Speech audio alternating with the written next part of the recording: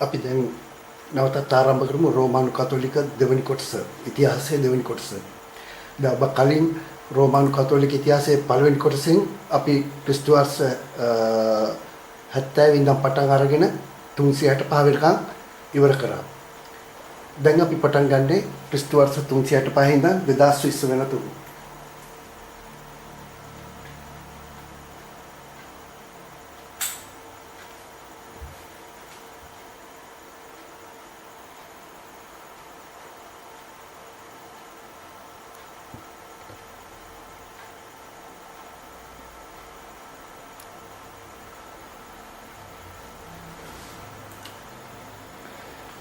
ක්‍රිස්තු වර්ෂ 326 දී පමණ ක්‍රිස්තු වර්ෂ 116 එක්වැක්ට සිටි රෝම අධිරාජ්‍යව හැන්රිසන් ජෙරුසලම් ඉදිකර බ්‍රාස්පතිගේ කැටලොන් දේවල කඩබිදුව අතර කම්කරුවන් මේ ප්‍රදේශයේ කැණීම් පටන් ගත්තා. අර මම කලින් කිව්වේ වේලපා ක්‍රිස්තුස් වහන්සේගේ උකුත්තු ගුහාවේ සහ කල්වාරි කන්දේ පල්ලි ඒගොල්ලන්ගේ පල්ලි දෙකක් හැදුවා කියලා. දැන් ඒක මේගොල්ලෝ ආපහු කඩලා අලුතෙන් හොයා ගන්නවා. කම්කරුවන් මේ ප්‍රදේශයේ කැණීම් පටන් ගත්තා. අපගේ ස්වාමීන් වහන්සේ ජේසුස් ක්‍රිස්තුස් වහන්සේගේ දේහයයි වාර්තා වූ සොහොන්ගේ ඔවුන් සොයාගත්තා. ඔවුන් සොහොන මත නව දේවස්ථානයක් ඉදි කර ඇති අතර ඒ සතවර්ෂ ගානාවක් තිස්සේ වෙනස් කරන ලද නමුත් අද ජෙරුසලමේ සුද්ධ උදාගැබ දේවස්ථානයේ Church of the Holy Sepulchre ලෙස පිහිටා ඇත. මේ තමයි අධිරාජ්‍යව හැන්රිසන් ඔහු තමයි මේක ආපහු කැණීම් කරන්න ආරම්භ කළේ. මේ ක්‍රිස්තුස් වහන්සේගේ සොහොන් ගැබ නැවත සොයාගත්ත එක. එසේම කුර්සදේ මාලිගාවද කඩා මිද දමා ක්‍රිස්තුස් වහන්සේ කුර්සියන ගැසූ ලැබූ ස්ථානයේ පැහැදිලි කළේය. කොන්ස්ටයින්ටින් අධිරාජ්‍යයා විසින් ජෙරුසලමේ රදගුරු ශාන්ත මැක්මස් විසින් ලිපියක් ඇරමින් කැල්වරි කන්දේ කුර්ස සෙවීමට අණ කළේය. ඒවකට සිටි උගත් යුදෙව්වෙකු යුදස් නම්ලත් අය ජේසුගේ කුර්සියටයි යන තැන ගැන යම් දැනුමක් ඇතිව බවක් පෙනෙන්නට තිබූ හේයින් ඔහුට මේ සඳහා සහාය දෙන ලෙස බල කෙරුණි. මදක් නැගෙනහිරින් පිටි ප්‍රදේශයේ තිබූ කුර්ස තුනක ගල් පොකුණක් තුළ තිබී මෙම ලිපි සහිත දරු සමරු පළකිය ජේසුගේයි සොයාගනු ලැබූ අතර එයින් ගොඩ ගන්නා ලදී. එවිට දැන් ප්‍රධාන ප්‍රශ්නය මතුවේ මේ කුර්ස තුනෙන් ක්‍රිස්තුස් වහන්සේගේ කුර්සිය මොකක්ද යන්නයි. මන්දියත් ඉතිරි කුර්ස දෙක හොරු දෙදෙනාගේ විය හැකියි සිතූ නිසා. පසුව ඒ සඳහා එහි සිටි ශාන්ත ජෝන් ක්‍රිස්ටෝම් ශාන්ත ඇම්බ්‍රෝස් රූෆන්ස් සහ සොක්‍රටිස් තර්ක කර අවසානයේ පාත පරිදි තීරණයක් කරා. දැන් මේගොල්ලන්ට ප්‍රශ්නයක් වුණා කෝකද දැන් මේ කුර්ස තුනෙන් ජේසුගේ හරි කුර්සය කියලා. ඒතකොට මේ කට්ටිය කතා බහ කරලා අන්තිමට තීරණයක් ගත්තා මෙන්න මෙහෙම. පසුව එවකට මාරාන්ත්‍රික රෝගයකින් මිය යන්නට සිටි කාන්තාවක් කෙමිස්ථානට ගෙනෙන ලදී. ඇය කුර්සය එකින් එක ස්පර්ශ කිරීමට කීවේය. සමරු පාලකයා ජේසුගේ සිටු තුන්වෙනි කුර්සය ඇයට ස්පර්ශ කිරීමට දුන්නේ අවසානයේදීය. පසුව ඇය ස්පර්ශ කිරීමෙන් එකහිණිව සොවූ අතර එමගින් සැබෑ කුර්සය හඳුනාගත්තේය.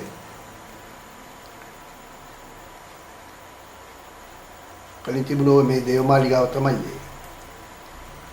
දැන් කිතුණු ආගම ලෝවට ප්‍රචලිත වූ පසු ක්‍රිස්තු වර්ෂ 370 දී කොන්ස්ටන්ටින් රජතුමාගේ මව් හෙලේනා රෝමේ සිට ජෙරුසලම දක්වා තම හමුදාවක් සමග ජේසු යන ගැසූ කුර්සිය සොයා ජෙරුසලමට ගියා.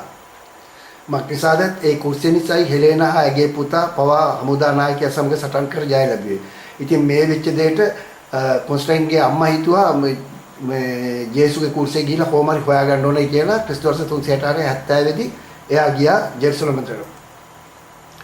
පසුව එයා ජුදා දේශයේ ජෙරුසලම වල විවිධ නගරවලට ගොස් කුර්සිය නිසා සිදුවීම් ජනතාවට කියා දෙමින් බොහෝ අය කිතුණු සභාවට පත් කළා. එයා පසුව ජේසුගේ සත්‍ය කුර්සියද සොයාගත් අතර අදත් ඊශ්‍රායලයේ බොහෝ නගරවල සුද්ධෝ හෙලේනාගේ නමින් කිතුණු නායකවල් ඇත. එයා ඊට පසු සිරියාවේ ගොස් කිතුණු දහම දෙසුවා. එයා එසේ වූයේ ඇයි? එහෙම කරන්න හේතුවයි අර පුතාට දුන්නු ජේසු දුන්නු අවස්ථාව හින්දා. මේ තමයි පසුව සුද්ධ හෙලේනා වෙලා මේ ඇගේ මූර්තිය. ශාන්ත හෙලේනා ඉලක්කීමේදී සමහරටම කුර්සියක් අල්ලාගෙන සිටින බව නිරූපණය කර ඇත්තේ සම්ප්‍රදායික අනුව ජෙරුසලමේ සැබෑ කුර්සිය ප්‍රථමයෙන් සොයාගත් බැවිනි. ඇය 330 දී මිය යන විට අවුරුදු 80ක් පමණ විය.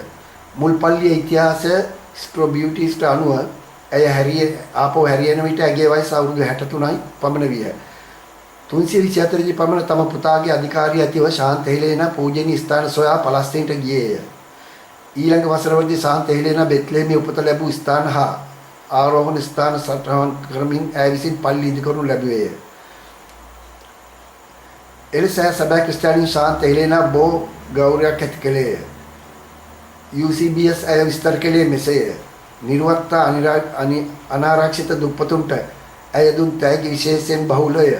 සමහරුන්ට ඇය මුදල්ද තවත් ඇයට ප්‍රමාණවත් ඇඳුම් සැපයීමක්ද ලබා දුන්නාය. ඇය සමහරුන් සෙලිගත කිරීමෙන් හෝ පතල්වල කටුක වහල්භාවයෙන්ද නිදහස් කරගත්තාය. ඊට පස්සේ මේ කොහොමද මේ විදේශික ජාතික කාන්තාවක් වූ තෙරේසා මෞතියමිය ඉන්දියාවට පැමිණ ඇය විදේශික කාන්තාවක් ඉන්දියාවට පැමිණ මිය යනතුරුම ඇය ජීවත් වෙමින් අනුගමනය කළේ මේ ශාන්ත හෙලේනා මෞතුමියගේ ක්‍රියාවලියයි. එතකොට මේ ඉන්දියාවේ හිටපු තෙරේසා මෞතුමිය ඔබ දන්නවා ඇය ගැන හොඳින්. ඇයත් මේ කෙලින්ම මේ අනුගමනය කරේ මේ හෙලේනා කරපු ක්‍රියාවලියම තමයි කරලා තමයි එයත් අන්තිමට මිය ගියේ. තවත් සමහරු අයිතිසහගත හිංසනයේ මිදුණු අතර තවත් සමහරු නැවත වහල්භාවයෙන් මිදුණහ. කෙසේ වෙතත් ඇගේ චරිතයේ වැනි ක්‍රියාවලින් දීප්තිමත් ඉස්මතු වූ අතර ඇය දෙවියන් වහන්සේ කෙරෙහි තම පෞද්ගලික භක්තිය නොසලකා දුගී දුප්පත් ජනතාවගේ සහයට සිටියාය. ඒ කියන්නේ ඇයට කිසිම දෙවියන් වහන්සේගෙන් ආශිර්වාද නැහැ. අවංකවම අපි කතා කරන භාෂාවෙන් කිව්වොත් බොක්කෙන්ම අසරණ මනුෂ්‍ය වෙනුවෙන් කැපී හිටියා මේ තෙරේසා මෞතිය වගේම තමයි. તો තෙරේසා මෞතුමිය ෆලෝ කරුවේ ඇයව තමයි. ඇය නිතරම පල්ලියට නිතර පැමිණුම් දැකිය හැකිය. ඒ අතරම ඇය කුඩාම නගරවල පල්ලි වලට අමතරව යාතිකා කිරීම සඳහා කියන්නේ පල්ලි වලට අමතරව ගෙවලුත් පොඩියට අලංකාර කරලා පූජා වලින් සරසලා මිනිසුන්ට දුන්නා යාඥා කරන්න. කෙටින් කියොත් මේ ප්‍රශංසනීය කාන්තාව සරලව නිහතමානී අඳුමින් සරසී නමස්කාරයෙන් සමූහයන් සමග මුසු වෙමින් තම ජීවිත කාලය ගත කළා. ක්‍රිස්තු වර්ෂ 326 දී ජෙරුසලම් සහ නැගෙනහිර පළාත් වලින් පිටත් වී රෝමයට ගොස් සත්‍ය කුර්සයා අනිකුත් සර්ව ධාතුන් ඈ සමග ගෙනෙන ලද අතර එහි මාලිගයේ පෞද්ගලික පල්ලියේ තැන්පත් කර තිබූ අතර වර්තමානයේ ඒවා තවමත් දැකගත හැකිය. ඇගේ මාලිගයේ පසුව බැසිලිකාවේ ජෙරුසලමේ කුර්සිය බවට පරිවර්තනය කරන ලදී. සියවස් ගණනාවක් තිස්සේ පල්ලියට අනුයුක්ත කර ඇති අතර ඇගේ හිස්කබල තවමත් එහි ප්‍රදර්ශනය කරනවා. බැසිලිකාවේ ඇගේ හිස්කබල ඔබ මේ දකින්නේ ඇගේ ඔය පෙට්ටිය ඇතුලේ තියෙන හිස්කබල. ක්‍රිස්තු වර්ෂ 330 දී තම මව් හෙලෝනා මිය ගියා. හෙලේනා මිය ගියාම ඒ අභාවය පිළිබඳ බොහෝසේ දුක් වූ පුතා කොන්ස්ටන්ටින් රජතුමා අම්මාගේ මේ වනතෙක් ලබා දුන් උදව් නැති වී ගොස් ඇයගෙන් කෙසේ හෝ නැවත පිහිට ලබා ගන්න කියන්න ඉන්න තැනකින් මට ඇයගෙන් ආශිර්වාද ලබා ගන්න කියා අම්මා සීවීමට ක්‍රිස්තු වර්ෂ 375 දී ශාන්ත හෙලේනා ලෙස ඇයව පත් කළා.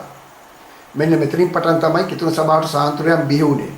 මුලින්ම පේදුරුතුමා ශාන්ත පේදුරු ලෙසත් රෝමේ වතිකානුවේදී ලෝකයේම මව් ප්‍රධාන කාර්යයක් ලෙස ආරම්භ කළ දේවස්ථානට සෙන්ට් පීටර් බැසිලිකා කියා නම් කළේ. එසේම දේවදූතයන්ට පවා සාන්තුරය ලෙස පිළිගත්තා. ඒතකොට දැන් ඔබ දන්නව නේද මේ මුළු ලෝකෙම පැතිරෙන දෙයක් ලංකාවෙත් ඒක තම බහුල කතාවක්. මේ කවුරු හරි වෙච්චාම ඉතින් අපි කියනවා අනේ අපේ මැරිච්ච තාත්තා මට ආශිර්වාද කරයි. මගේ මැරිච්ච අම්මා කොහේ හරි බලන් ඉඳී. ඔය කතාව ආවේ මෙන්න මේ ක්‍රිස්තුවල් 330 දී හෙලේනා මිය ගියාම ඒ කොන්ස්ටන්ටයින් කියපු කතාව තමයි මේ අද වෙනකොට ලෝක හැමතැනටම පැතිරිලා යන්නේ. මේ ඉන්න තැනකේ මට ඇගෙන් ආශිර්වාදය ලබා ගන්න කියලා එයා කියපු එක තමයි දැන් ඔය හැම කෙනාම අදටත් පාවිච්චි කරන්නේ. ඔය කාබන් කොපි එන්නේ ඔක්කොම කොපි වලින් එනේවා මං කියවපලන්ට. මෙන්න මෙහි සිට තමයි මුල්වට ලෝකේ මිනිසුන් අතර සංකල්පයක් ආවේ අනේ අපේ මියගිය අම්මා ඒ අප්පච්චි ලෝකේ සිට අපි දිහා බලන් ඇති හෝ එහෙ ඉඳන් බලන් අපිට ආශිර්වාද කරයි කියන මතය ආවේ. ශාන්ත පීතර බැසිලිකාවේ ශාන්ත හෙලේනා ප්‍රතිමාව. මේ ඔබ දකින්නේ බැසිලිකාවේ වෙනුවෙන් තියෙන මේ ප්‍රතිමාව. හැමතිස්සෙම ඇය සමග කුර්සියේ තියෙනවා. මොකද ඇය කුර්සිය සොයාගෙන ගෙනාපු හින්දා. ඔබ මේ දකින්නේ ශාන්ත බැසිලිකාව.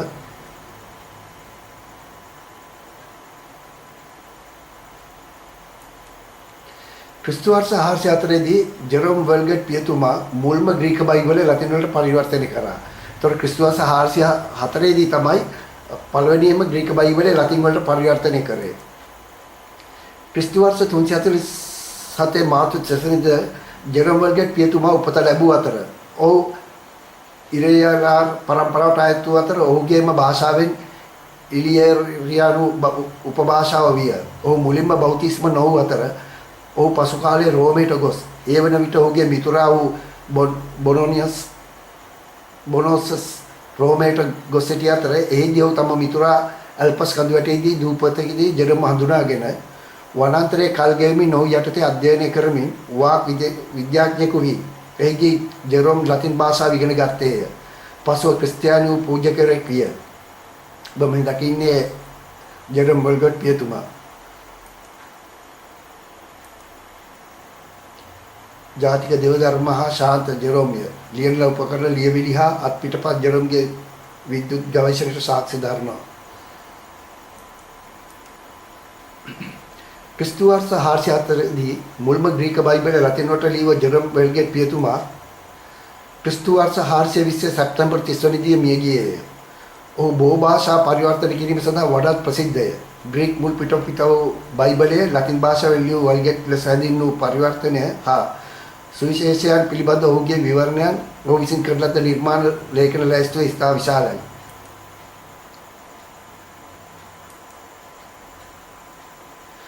ජෙරොම් පියතුමාගේ වනාන්තර ජීවිතය තමයි ඔබ මේ දකින්නේ. වනාන්තරයේ තමයි බයිබල් ලිව්වේ. වර කැලේදී සිංහියෙකු උගේ කකුලේ ඇනී තිබූ උල්කටුවක් ඉවත් කිරීමේදී ඌ හීලා සතකු ලෙස සිටියාලු මෙහි පෙන්눔 කරයි. සිංහියෙකුගේ කකුලේ කටුවක් කැඩිච්චාම ජෙරොම් පියතුමා බය නැතුව ගියාම සිංහයාත් හීලා සතෙක් වගේ ඉඳලා කට්ට අයින් කරනකන් ඉඳලා තියෙනවා. මේ ඔබ දකින්නේ ඒ කට්ට අයින් කරන ඡායාරූපයක්.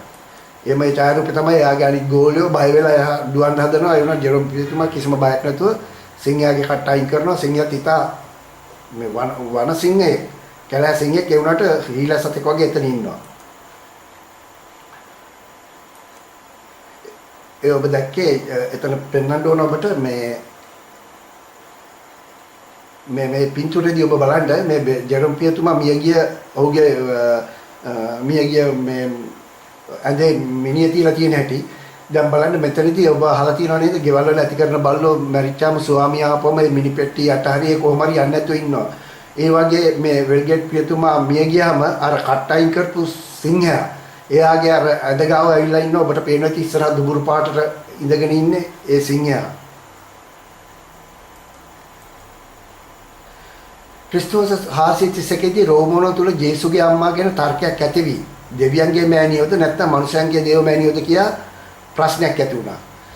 දැන් 431 දී රෝමානුවන් තුල දැන් ප්‍රශ්නයක් ආව මේ දැන් ජේසුගේ අම්මා දේව මෑණියෝද කියන්නේ දෙවියන්ගේ මෑණියෝද නැත්නම් මනුෂ්‍යයන්ගේ දේව මෑණියෝද කියලා ප්‍රශ්නයක් ආවා. ඇයි ඒ මතභේදයක් ඇති වී පසුව විවිධ තර්ක විතර්ක මැද දෙවියන්ගේ මෑණියෝද දේව මනුෂ්‍යයාගේ මෑණියෝද කියා දේවමෑණියන්ව ඡන්දයක් තියා පත් කරගත්තා. ඒගොල්ලෝ ඡන්දයක් තිබ්බා. ඡන්දයක් තියලා එතන පටන් මරියතුමිය දේවමෑණියෝ ලෙස පිළි අරගෙන ඈ හරහා යදිමින් දෙවියන්ගෙන් ඉල්ලන්න පටන් ගත්තේ ඔන්න ඔතන ඉඳගෙන. අන්න එහෙමයි දේවමෑණියෝ මේ අපේ රෝමන් කතෝලික සභාව තුළ ජනප්‍රියලා මේ විදිහට මිනිස්සු දේවමෑණියන්ගෙන් ඉල්ලලා වඳින්න ගත්තේ. ඇත්ත වශයෙන්ම කිව්වොත් දෙවියන් වහන්සේ ආනා මරියගේ කුසේදී දේවමෑණියන්ව ජම්බදෝෂ නිර්දෝෂ කරලා මේ ලෝකෙට ගෙනල්ලා දෙවියන් මනුෂ්‍ය පුත්‍රයෙක් විදිහට මේ ලෝකයට බිහි වෙලා දේවමෑණියෝ දේවමෑණියෝ එකම කාර්යය කරේ ජීවත් වෙන කාලය තුලදී ජේසුගෙන් එයාගේ ධර්ම පටන් ගන්න ඉස්සෙල්ලා එක දවසක් මගුල් ගෙදරකදී වතුර වයින් කරලා දෙන්නයි කියලා ඉල්ලපු එක විතරයි. එයාට දේවමෑණියෝ කොහෙවත් කිසිම ખાස්කමක්වත් කිසි දෙයක් ඇතුළු නැහැ. අඩු ගානේ ජේසුස් වහන්සේ කුර්සියන ගහන්න යද්දිත් ඈතින් ඉඳන් අඬන්න බලා හිටියා විතරයි. ඉතින් නමුත් අපි දැන් දේවමෑණියන්ට අපි ගරු කළ යුතුයි අනිවාර්යෙන්. නමුත් දේවමෑණියන්ගේ මේ විදිහට වර ප්‍රසාද ඉල්ලගෙන ඉල්ලන්නේ මේ ඡන්දයක් තියලා ගෙනල්ලා ඊට පස්සේ දේවමෑණියන් පිළිගත්තේ හින්දා තමයි ඊට පස්සේ මේ තත්ත්වයට අපිටපත් උනේ. මේ දකින්න ඔබ දේවමෑණියෝ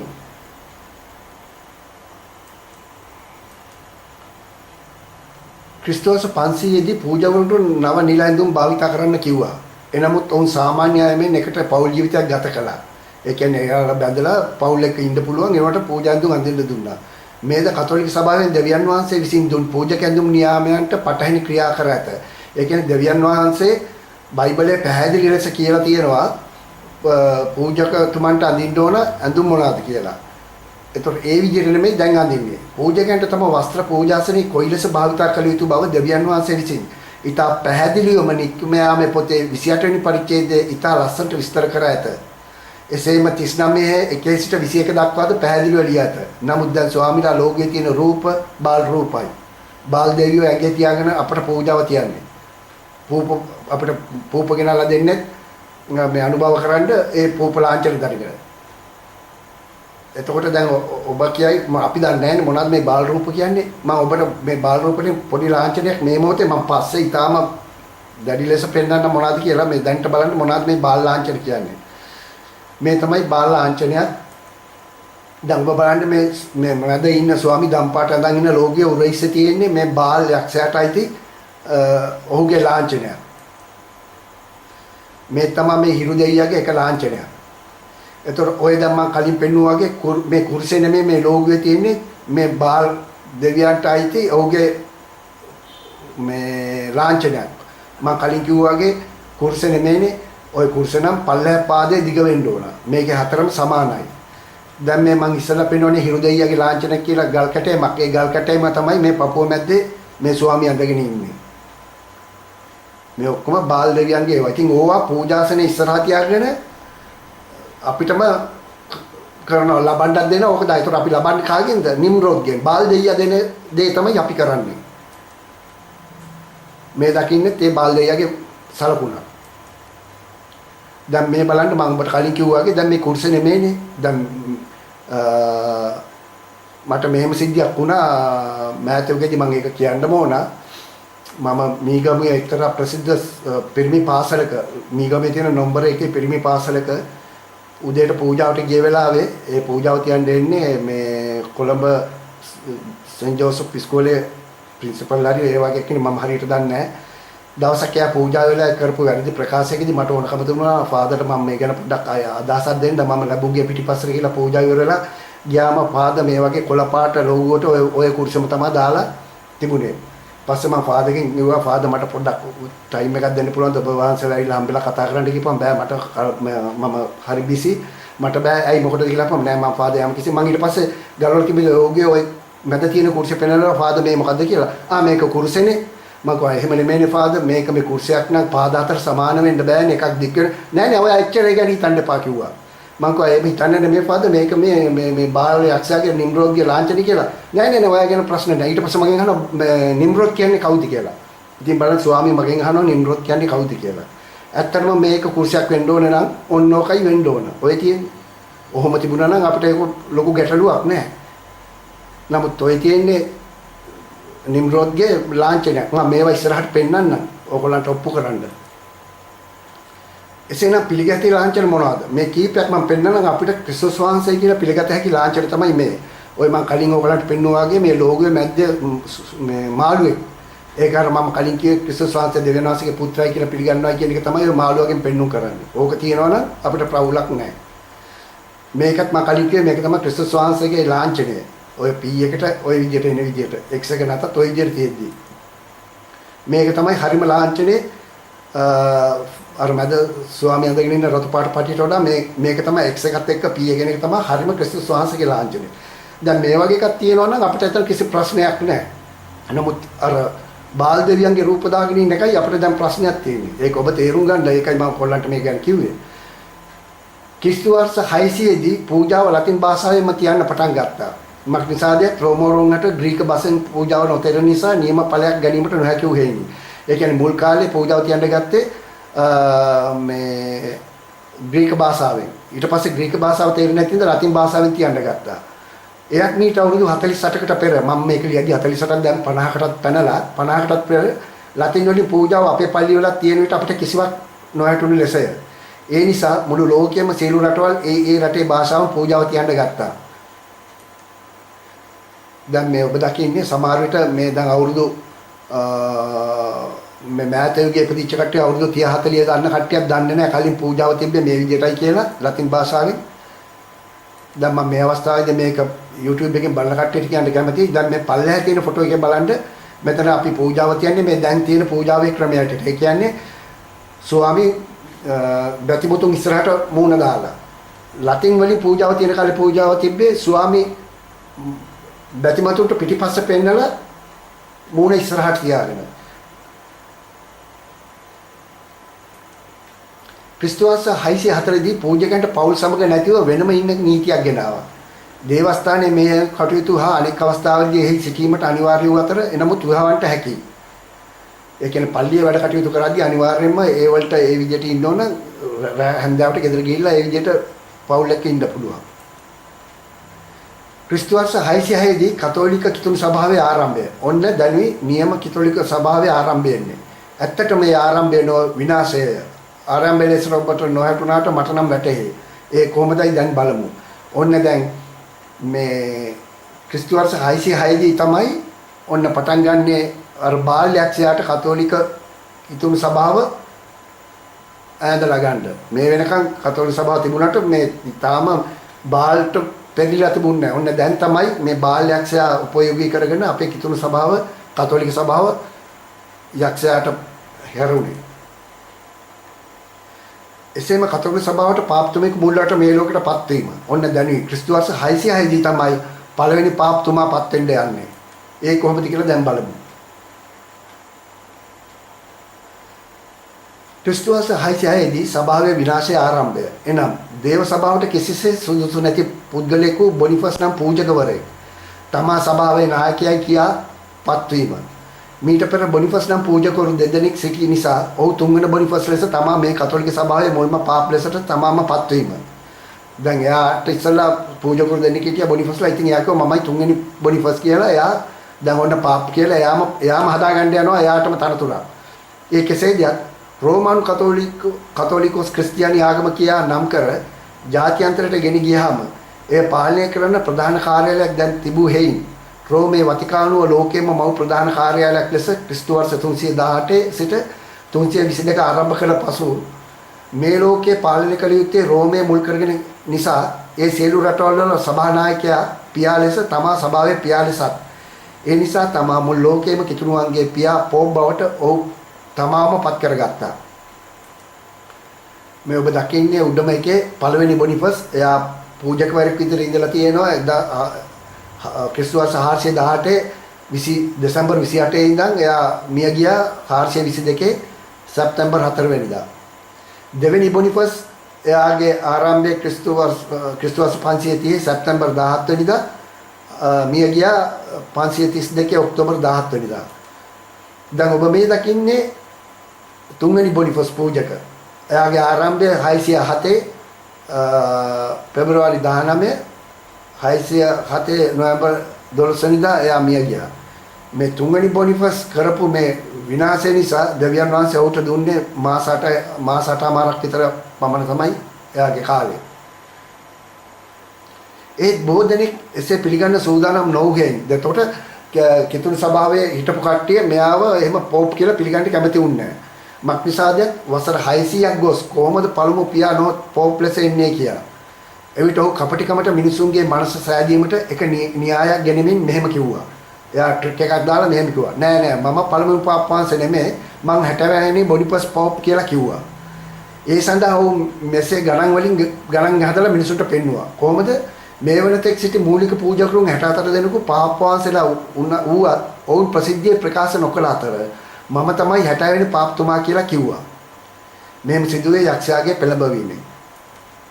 එතකොට මූලික පූජකරුන් 60 දෙනෙකු පාප්ලා නම් ඔබ කොහොමද 60 වුනේ කියලා මිනිස්සු ඇහුවා. එවිට ඔහු කියමින් පළමු පොප් තමයි පේදුරුතුමා. ඔන්න මෙයා තමයි මේ පේදුරුතුමාව ගෙනලා අතහැරලා දැන් මේ පේදුරුතුමා පාප් කෙනෙක් පොප් කෙනෙක් කියලා. ඉතින් අපි දැන් අපේ සියලුම කතෝලික හිතන් ඉන්නේ පේදුරුතුමා තමයි පළවෙනි පොප් කියලා. එහෙම එකක් නෑ. මම ඔයගලන්ට කලින් කිව්වේ පොප් පේදුරුතුමා පොප් කියන එකේ තේරුමවත් දන්නේ නැහැ. අඩු ගන්න පොප් කියන්නේ කවුද කියලාවත් දැකලා නැහැ. එතකොට ඉතිරි මේ වෙනතුරු සිටි මූලික පූජකරුන් 60 දෙනා සමග පාප්ලා 65ක් කියලා මෙයා ගැන හදලා පෙන්නවා. එතකොට දැන් මා සමග 66යි කියලා කිව්වා. අන්න ඒ ලෙසයි අපේ කතෝලික සභාවේ ওই තුන්වෙනි හතරවෙනි පාවුල් බෙනඩික්ට් කියන ක්‍රමය ආවෙත් මේ තුන්වෙනි පාවුලේ හින්දා. ඔන්න ඔය ක්‍රමයට තමයි දැන් මේ පාප්පාන්සලාගේ එක එක කියන්නේ 14 වෙනි බෙනඩික්ට් ওই විදිහට එන්නේ. ඒත් පාවුල් පේදුරුතුමා කිසි දිනක එවකට සභාවේ මූලිකත්වයෙන් සිටි නමුදු කිසි දිනක් පාප් කෙනෙක් ලෙසවත් කිසිම දිනක පාප්තුමා මෙන් එක කාමරයක් තුල සිට ක්‍රියා කළේ නැත. එතුමා දිනපතා විවිධ නගර හා රටවල් වල ගමන් කර කිතු දහම දේශනා කළා පමණක් නොව සිරගත වී සිටින විට ජේසුගේ පිටින් ඒ සිරගවල් වල ධම්මල් දමා තිබියදී ජේසු ඒ ධම්මල් ප්‍රතිහාර ලෙස ගැලවෙන සලස්වා ඒ සිරගවල් තුලින් මුදවාගෙන ආවේය. අවසානයේ එතුමාව තුමන්ගේ වේද සාක්ෂිවරයෙක් ලෙස කුර්සියේ කකුල් දෙක උඩට සිටවා හිසේ පොළොව පැත්තට දමා කුර්සිය නැකසා මරණයට පත් කරන ලදී. එයින් මේ වෙනතුරු තම පේදුතුමා පළමු පාප්තුමා කියා සිතාට ඉන්න මේ 100% වැරදි බව දැනගන්න. එතකොට ඔබ දන්නවද දන්නේ මේ ක්‍රියාපොතේ ගිහිලා බැලුවොත් පේනවා මේ පේදුරුතුමා එක එක රටවල් වලට නැව් වලින් ගිහිල්ලා දේශනා කරනකොට සමහර රටවලදී රජවරු අල්ලලා යාව හිරේ දානවා. හිරේ දාලා කාමරවල වහලා තියෙනවා. ලොක් කරලා එළියට එන්න බැරි දන්වල දාලා. ජේසු යාව රැයට ගිහිල්ලා ඒ දන්වලින් ගලවලා යාව එතනින් අරගෙන යනවා. පහුවදා උදේ ඇවිල්ලා මිනිස්සු බලද්දි මේ කියන්නේ සිරකූඩුවේ දොරත් වහලා දන්වල් ගලවලා තියෙනවා. ඒ වගේ ප්‍රාත්‍යාර කරලා ක්‍රිස්තුස් වහන්සේ පේදුරු වෙනුවෙන්. එතකොට මෙයාව අවසානයේ මරන්න ගියාම මෙයා කිව්වා මෙයාවත් කුර්සියට ගහලා මරන්න ගියාම එයා කිව්වා නෑ මගේ ස්වාමී ක්‍රිස්තුස් වහන්සේ මරපු විදිහට මාව මරන්න මම කැමති නෑ. එතුමාට අගෞරවයක් නිසා බලට ඕන නම් මාව ඒකේ අනිත් පැත්තට විරුද්ධට කරපන්. ඒ කියන්නේ ක්‍රිස්තුස් වහන්සේ ඔළුව උඩ තියලා කකුල් දෙක පල්ලෙහාට තිබ්බේ මාව එහෙම තියන්න එපා. මාව ඔළුව යටට දාලා කකුල් දෙක උඩට දාලා මාව මරන්නයි කිව්වා. අවසානයේ ආව මැරුවෙත් ඒ විදිහට තමයි. ඔබ මේ දකින්නේ පාවුල් පේදුරුතුමා මේ දකින්නේ ආව කුර්සියන ගහනවා. මේ පින්තූරේ ඔබට පේනවා ඇති ඔහු මරණයට දම්මලා තියෙන කකුල් දෙක උඩ දාලා ඔළුව පල්ලෙහාට දාලා. ඉතින් මේ අපේ පාපාන්සලා වගේ මේ සපවිඳලා මැරිච්ච කෙනෙක් නෙමෙයි ආ. හොඳට මතක තියාගන්න. එවිට ඔහු පාපන්නේ කෙසේදයි බලමු. දැන් එයා කොහොමද පාපුනේ කියලා අපි දැන් බලමු. ලතින් භාෂාවෙන් පියා කියන්නේ පපායා කියාය. මේ ලතින් භාෂාවට ඉංග්‍රීසියෙන් කියන්නේ පොප් කියාය. අපේ භාෂාවෙන් සිංහල භාෂාවෙන් අපි කියනවා පාපවංශය කියලා. අන්න එහෙමයි ලෝකෙට පාලනයට පාපවංශය කියා කෙනෙක් කිතුණු වතිකානුව තුලින් ආවේ. එවකට එහි පාලනය කරමින් සිටි රජුට පන්දන් අල්ලා තමාව සභාවේ පියා කර ගැනීමට ඒ පාලකගේ උදව්වෙන් ඔහුට හැකියිය. දැන් මේ තුන්වෙනි බොනිෆස් මොකද කෙරුවේ? ඒ කාලේ හිටපු රජුරුවන් ගිහිල්ලා රජුරුවන් අල්ලගෙන ඔහුට පන්දන් අල්ලලා මාව අනේ කොහොම හරි මේක කරන්න මට උදව් කරන්නයි කියලා. දැන් එයානේ ඒක කරන්න ඕන, එයානේ කන කරන්න ඕන නැත්නම් ඉතින් පිළිගන්නේ නැහැ. එයාගේ උදව්වෙන් එයා එහෙම කරන්න හැදුවා. මෙහිදී කැපිපෙනෙන ක්‍රියාවලියක් වන්නේ එලෙසට ඒ ෆෝකස් අධිරාජ්‍ය ඒ කාලේ හිටපු සමීප සම්බන්ධතාවයක් ඇතුව ඔහු සිටීමයි. ෆ්‍රැන්සිස් වෙතින් ආඥාවක් ලබා ගැනීමෙන් ෆ්‍රැන්ස්ගෙන් නියෝගයක් ලබා ගත්තේ. එයාට කියලා ගත්තා නියෝගයක් මම තමයි පාපවංශය කියලා. මිනිස්සු පිළිගන්නේ. එහෙනම් පේදුරුතුමාගේ දූතයා සියලුම දේවස්ථානවල ප්‍රධානිය විය යුතුය. ආර්ය දීපු නියෝගය තමයි. ඒ වෙනුවට විශ්වයේ බිෂොප් යන නාමය රෝම ගුරුවරයා සඳහා පමණක් අයත් වූ අතර ඒ යන හරහා බොනිෆස් විසින් විශ්ව පොප් ලෙසට ස්ථාපිත කිරීමට උත්සාහ දැරිය. ඒ අනුව ලෝකයේ පළමු පාප්තුමා ලෙස බොනිෆස් තුනපත් වූවත් ඔහුට දෙවියන් වහන්සේ ඊට ඉඩ දුන්නේ දින 265ක් නොත් මාස 8යි දින 21ක් පමණි. ඒ කිසිවක් නිසා නොව යක්ෂයාගේ අනුගමනයට දෙවියන් වහන්සේ ප්‍රතික්ෂේප කළ නිසා වෙනි. මෙන්න මේ ක්‍රමය අනුගමනය කරමින් අප රටේ දැන් ඔයගොල්ලෝ බලන්න මේ අක්තපත්‍ර අපි ප්‍රදානය කරනවානේ ලංකාවේ හාමුදුරුවරු ඒකොල්ලොත් මේ දැන් මේ වගේ අපේ රටේ ඉන ජනාධිපති අගමැතිට කියලා පත්‍ර ප්‍රදාන කරගන්නේ මෙන්න මේ ක්‍රමයෙන් අනුගමනය කරමින් තමයි. ඊට පසුව තමාව සභාවේ පියා පොප් කර අභිෂේක කර ගැනීමට නම් විශේෂ උත්සවයකින් ලෝකයට ප්‍රදර්ශනය කළ යුතු නිසා රෝමයේ සිටින්නේ දැන් ඔහුට වඩා තනතුරෙන් පහත් අය නිසා ඔහු ඒ සඳහා මෙසොපොතේමියාවේ යකාගේ දේශීය බාල් ආගම ඇදහුව බාබිලොන් වලින් පූජකතුන් ගෙන්නා අභිෂේක කරගන්නවට ඔහුට නමක් දුන්නා ෆොන්ටිෆ් කියලා. ඔබ දන්නේද අදටත් පාප් වංශයට කියන තවත් නමක් තමයි ෆොන්ටිෆ්. බලන්න කොයිතරම්ද මේ යක්ෂයාගේ ක්‍රමය කියලා. එතකොට ඔයගොල්ලන්ට මෙතන පැහැදිලිවම දන්නේ දැන් මේ තුන්වෙනි බොඩිෆස්ට ඕන වුණා මෙයාට මේ අභිෂේක ලබන්න පාප් වංශයේ විදියට. එතකොට දැන් ප්‍රශ්නයක් තියෙන්නේ පාප් වංශයේ විදියට අභිෂේක ලැබනවා නම් මේ මෙයාට පාප් තනතුර දෙන්න නම් මෙයාට පල්ලයින කාඩිනල් කෙනෙක් බිෂොප් කෙනෙකුට බලයක් නැහැ. එතකොට වටිනාකමක් නැහැ. එයාට ඉතින් එහෙම කෙනෙක් රෝමෙන් හොයාගන්න බැරි හින්දා එයා මොකද කරුවේ? අර මම කලින් ඔයගලන්ට කිව්ව බැබිලොන් වලින් මෙසොපොතේමියාවේ බාල් යක්ෂයා දාපු එතන හිටපු පූජකවරුන් ගෙන්නලා මෙයා පාප් වංශේ නමට මේ අභිෂේක කරගත්තා ඒගොල්ලන්ට කියලා. එතකොට යාට දුන්න විශේෂ නමක් ෆොන්ටිෆ් කියලා. අදටත් දැන් තියෙන පාප් වංශයට තමයි තවත් කියන නම තමයි ෆොන්ටිෆ්. ඔයගොල්ලෝ බලන්න කොහොමද වැඩේ කියලා. ෆොන්ටිෆ් කියන්නේ නිම්රොද් ගිල්ගාමේෂ් පූජකවරයන්ය. උදාහරණයක් ලෙස අද අපි කියන්නේ විවිධ නිකායවල ස්වාමීලා සිස්ටර්ලා වූ යහපත් නේරාගයෝ නිමර මාරියා කන්‍යාරාමය වගේ අන්න එහෙම කට්ටිය තමයි මේ ගිල්ගාමේෂ් කියන්නේ. එයාගේ පූජකවරු. නිම්රොද් නොත් ගිල්ගාමේෂ් කියන්නේ ලෝකෙම මුල්ම යක්ෂයාට තන දෙමින් තමා දෙවියන් බව කී කෙනාය. මෙන්න මේ යක්ෂයාගේ පූජකවරු ගෙන්නාගෙන ඔහු පපායනොත් පොප් ලෙසට අභිෂේක ලබා ගත්තා. එතකොට මේ 66 වෙනි පොප් කොහොමද යක්ෂයාගේ මෙදියත්වයෙන් ආ බව දැනගන්නේ? බයිබලයේ සඳහන් ලෙස ගණන් අංක 90 අංක 1 වන්නේ දෙවියන් වහන්සේ. එසේම අංක 2 වන්නේ ජේසුස් වහන්සේ. අංක 3 4 5 වෙනත් අය වෙනවා.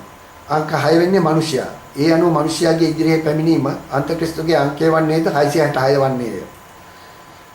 බදම් මේ දකින්නේ ඔය බිෂොප් කෙනෙක් ඉන්නේ විදියට දැන් බලන්න ඔය ගිල්ගාමේෂ්ලාගේ පූජකවරු ඇඳ ඔය බලන්න මාළු වගේ ඔළුව තියෙන තොප්පිය සහ හැරමිටිය. දැන් ඒකම තමයි දැන් අපේ බිෂොප්ලත් වෙන්නේ. දැන් මේකෙදි මොකද්ද උනේ ඇත්තටම ඔයගලන්ට කිව්වොත් දැන් මේ තුන්වෙනි බොනිෆස් මේ ගැන කිසි හැඟීමක් නැහැ. අර මිනිස්සුන්ට ඕන කමක් තිබුණා මේ දැන් අර අපේ හිරු ලාංඡනය දාලා කොහොම හරි අපිට නමස්කාර කරන්න හිරු දෙවියට නිම්රොට ඒකට හොඳ chance එකක් හම්බුණා. මේගොල්ලෝ ඉල මොකද කරේ? මේ වගේ දේවල් දුන්නා. මම දැන් ඊළඟදී මම ඔයගලන්ට කියා දෙන්න මේකේ මොකද වුණු විපාකේ කියලා බලන්න ලස්සන වැඩේ. දැන් මේ බලන්න ඒකම තමයි ඩ්‍රැගන් ඒ කියන්නේ අර මාළු වගේ ඔළුව තියෙන තොප්පිය තමයි ඔය. මාවෂින් මේ පොප් යක්ෂයාගේ මග පෙන්වීම ආබව කිව්වේ මේ පළමු පොප් ආවේ අංක 66 නියෝජනය කර. මෙයා 60 වෙනි පාප් වංශ කිව්වනේ. එසේම මේ තනුට එන්නේද කිතුන් සභාපති අවුරුදු 606කට පසුයි. මේ බණ්ඩ ඔක්කොම එන ගණන් යක්ෂයාට ගණන් හැංගුවට එන්නේ. ඒ අනුව මේ ලෙස සිදුවියත්තේ බයිබලයේ අංක 6 අනුව මනුෂ්‍ය ක්‍රියාවකින් යක්ෂයා තුළින් බව පැහැදිලිය. අන්න ඒ නිසා ඔබ දැනගත යුත්තේ අදටත් පාප්තුමාට කියන තවත් නමක් තමයි ෆොන්ටිෆ්. ඒ අනුව බැබිලොන් වලින් පූජකයන් හැඳින්වුවා වූ නාමය වේ. අන්න එදා සිට මේ වෙනතුරුම රෝමයේ වරුන්ගේ දෙවිවරුන් දේවල් වලට අමතරව දැන් බැබිලොන යක්ෂයාගේ වැදුම් පිදුම් වලට විවිධ දේවල්ද ඇතුළත් වී අපේ කිතුණු සභාව යක්ෂයාගේ ග්‍රහණයට නතු විය. ඒ කෙසේද? ලෝකයේ මුල්ම යක්ෂයාට තන දෙමින් තමාම දෙවියන් කී මෙන්න මේ යක්ෂයාගේ මුල් රජ වූ නිම්රෝද්ගේ පූජකවරු ගෙන්නාගෙන ඔහු පපායනොත් පොප් ලෙසට අභිෂේක ලබා ගත්තා. ඔවුනේ එන විටදී ඊට අමතරව නිම්රෝත් සෙමරමිස්ගේ තමුස්ට දේවත්වයෙන් සැලකූ ඒ පූජකවරයන් ඔවුන් තාගයක් ලෙස සෙමරමිස් තම පුතාව තමුස් සෝඩාගෙන ඉන්න මුල්ම පින්තූරයක් තෑගි ලෙස බොනිෆස්ට දුන්නෝය. දැන් මේගොල්ලෝ එනකොට නිකන් ආවෙත් නෑ. මෙයාට දැන් අභිෂේක ලබද්දි මොකක් හරි තෑග්ගක් දෙන්න ඕනේ. මේගොල්ලෝ මොකද කරේ? ඒ නිම්රෝද්ගේ අම්මා පස්සේ බිරිඳ වෙච්ච සෙමරමිස් ඔහුගේ පුතා තමුස්ව ඒ කාලේ මුල්ම ඇඳ දේව රූපය අතින් ඇඳ දේව රූපයේ මේගොල්ලෝ ගෙනල්ලා ටැග්ගක් විසියට මේ තුන්වෙනි බොනිෆස්ට දුන්නා. මෙන්න මෙතන පටයි බැබිලෝන් වල යක්ෂයාගේ වඳු පිදුම් වලට විවිධ දේවල්ද ඇතුළත් වී අපේ කිතුණු සභාව යක්ෂයාගේ ග්‍රහණයට නතු වුණේ. මෙන්න මේ ෆොටෝ එක තමයි මේ ඉස්සල්ලාම ඒ කාලේ ඇඳපු ෆොටෝ එක. පළවෙනිම ෆොටෝ එක සෙමරමිස් සහ තම්මුස්. මේ තමයි බැබිලෝන් පූජකයන් බොනිෆස් තෑගි දුන් සෙමරමිස් පුතා තම්මුස් වඩාගෙන ඉන්න මුල්ම පින්තූරය. මේගොල්ලෝ මුල්ම පින්තූරය මෙයාට තෑග්ගක් ලෙස ගෙනාවා.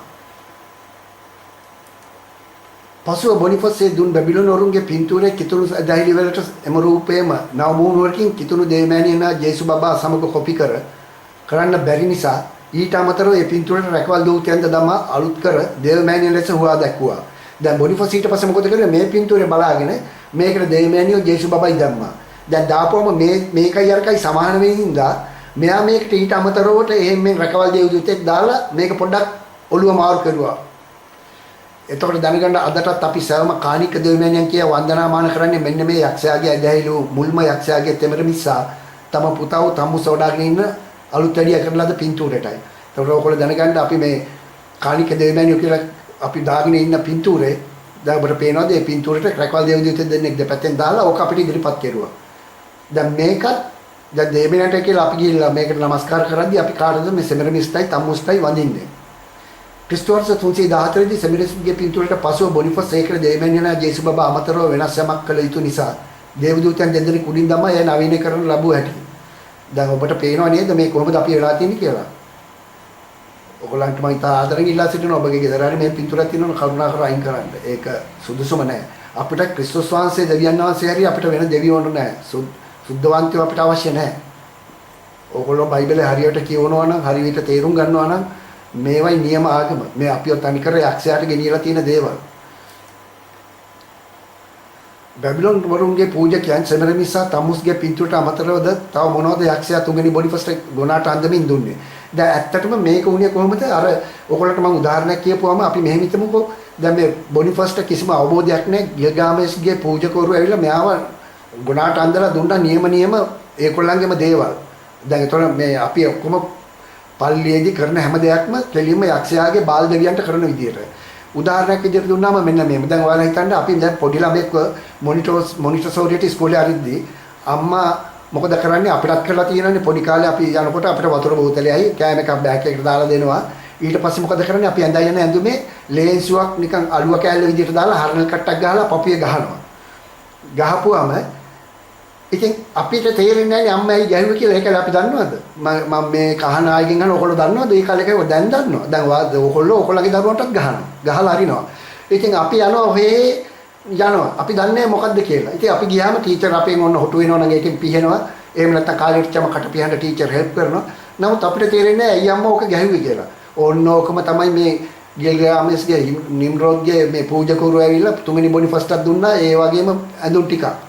ඉතින් මේ මිනිස්සුත් දන්නේ නැහැ. ඒවා ඉතින් දාන්න ගත්ත මුලින් ඉඳන් ඒවා අද වෙනකම්ම පාප් වංශලා අද මේ මොහොතේකම් ඒවම කරනවා. එතකොට ගිල්ගාමෙස් නොත් නිම්රෝත් නොත් ගිල්ගාමෙස් කියන්නේ ලෝකේ මුල්ම යක්ෂයාට තන දෙමින් තමාම දෙවනාසිකී කෙනාය. ඔවුන්ගේ නිකායේ පූජකවරුන් තුන්වෙනි බොනිෆස් පාප් තනට අභිෂේක කරන විට ඔහුට පළදින්න දුන් රජපිලිහා පළදින්න හා අතේ තබා ගන්න දුන්නේ සියලුම ආයිත්තන් ඒ යක්ෂයාට තන දුන්න ඔවුන්ගේ විසින් භාවිතා කළ දේවල්මයි. දැන් ඔයගොල්ලන්ට පැහැදිලිනේ එයාට ගෙනත් දුන්න ඔක්කොම පොඩ්ඩක් එහෙම මල් වෙනස් කරලා පොඩ්ඩක් ඩිසයින් වෙනස් කරලා නමුත් ඔරිජිනල් ඒකේ තියෙන ඕන සිම්බල්ස් එහෙමම තියලා. එයින් අද කතෝලික සභාවේ පාප් බිෂොප්වරුවා කාදිනවරු ආර්තාරය පිරිමුම් කරන්නේ ජේසුවනෝ යක්ෂයාගේ දේවල්. දැන් බලමු මොනවාද ඒ කියලා ඔයගොල්ලන්ට මින් ඉදිරියට දැනගන්න. ඊට පස්සේ මේ වගේ ඔයගොල්ලන් කැමති නම් ඔයගොල්ලෝ ඒ විදිහටම යන්න කවදාරි ලෝක අවසානයේ නඩු තියෙද්දී ඔයගොල්ලන්ට විපාක ලැබෙයි.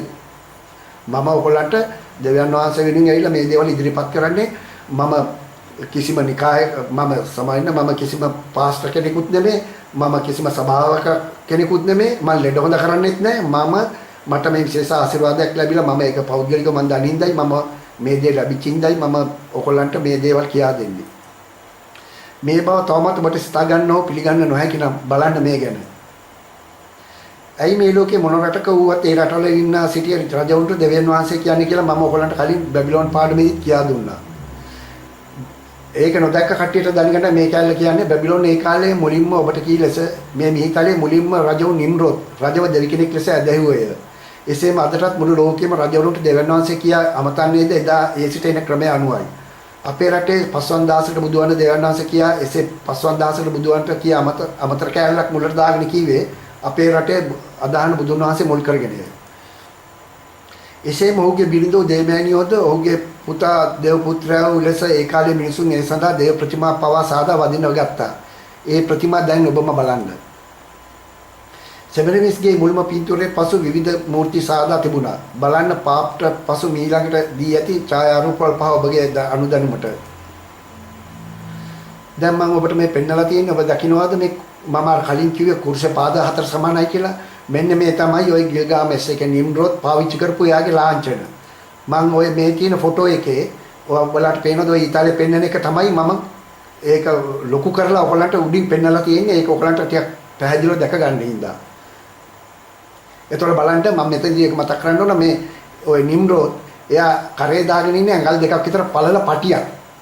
ඔය ලාංඡනෙත් එක්ක දැන් බලමු අපිට වෙලා තියෙන්නේ මොකද්ද කියලා. දැන් බලන්න ඔබ හිතන්නේ නෑ මේක කුර්සිය කියලා දැන් ඔකට ඔකලා පෙන්නුවේ එකයි. දැන් කුර්සියක් නම් වෙන්න ඕන උඩ පාද තුන සමානයි යට එක දික් වෙන්න එපා. දැන් මෙතන එහෙම එකක් නෑනේ. ඔයගලන්ට ඔය ඉතාලියේ පේන්නේ නැත්තම් උඩ එකෙන් බලන්න හොඳට පැහැදිලිව පේනවා ඇති කියලා මම හිතනවා. ඔන්න බලන්න. දැන් පේනවා නේද ඔයගලන්ට?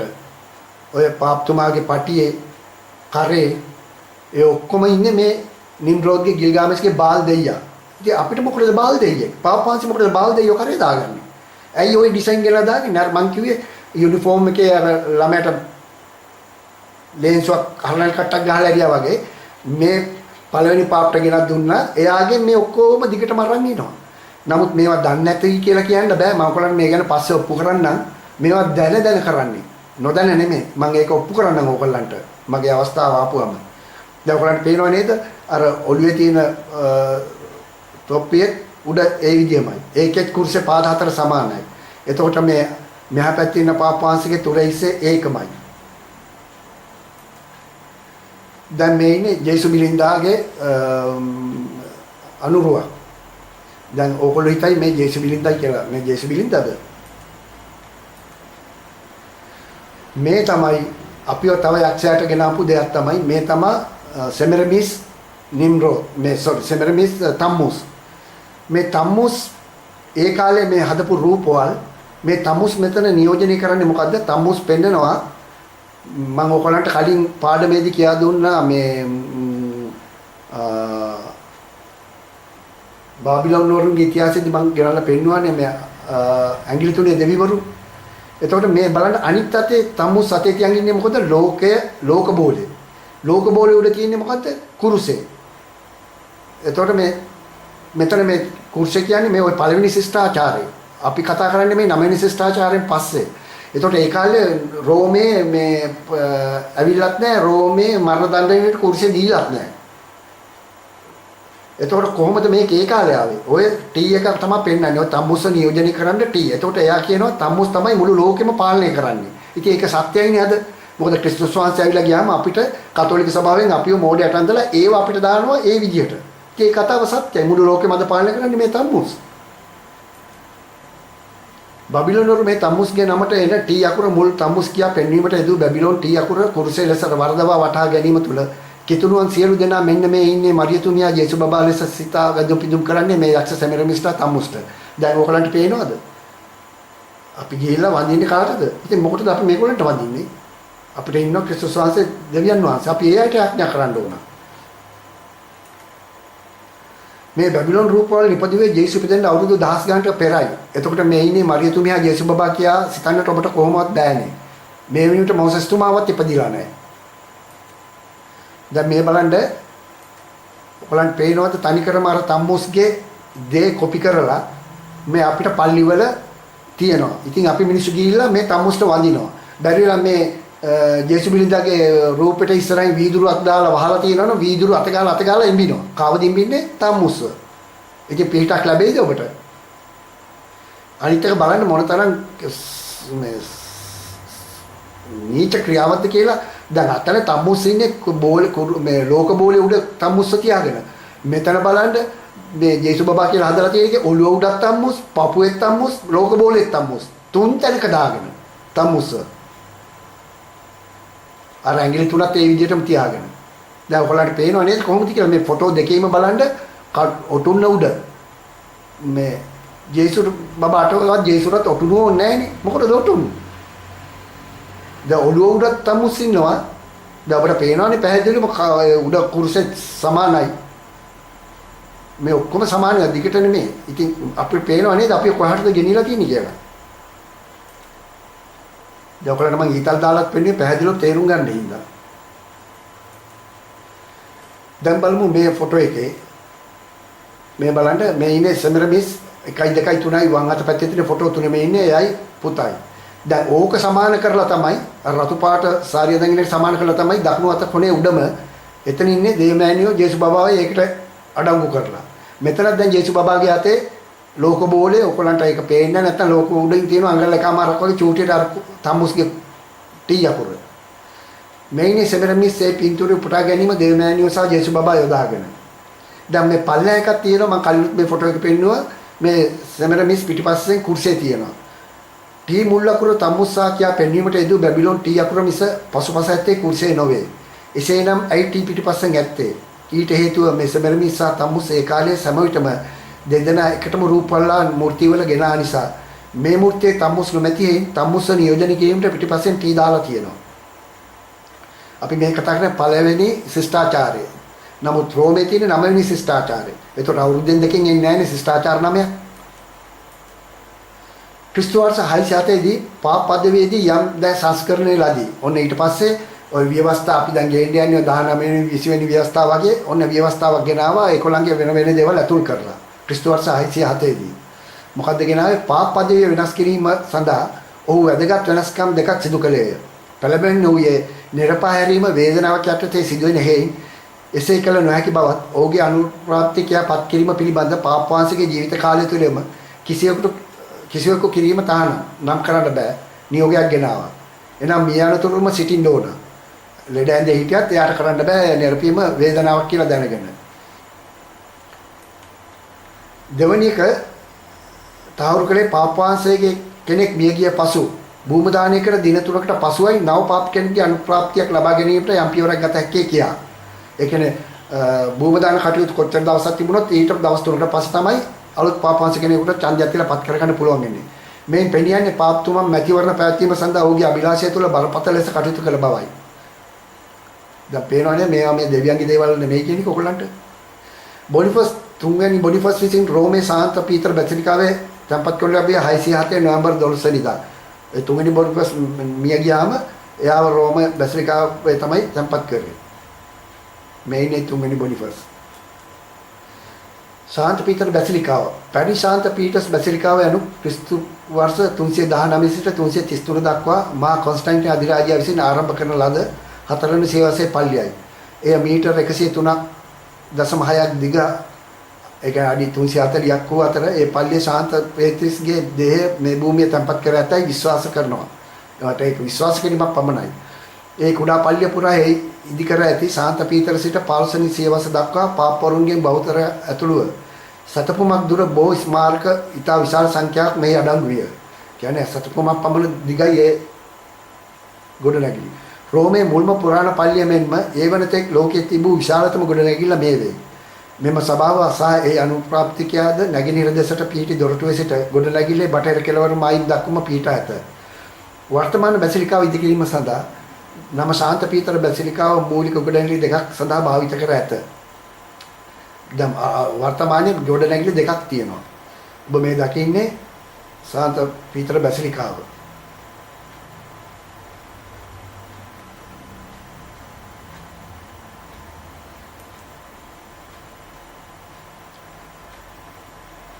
මෑත භාගයේදී තවත් මේ බැසිලිකාව යක්ෂයාට ගොදුරු වී ඇත. ඒ කොහොමද? දැන් මෑත කාලයේදී මේක තවත් යක්ෂයාට ගොදුරු වෙලා තියෙනවා.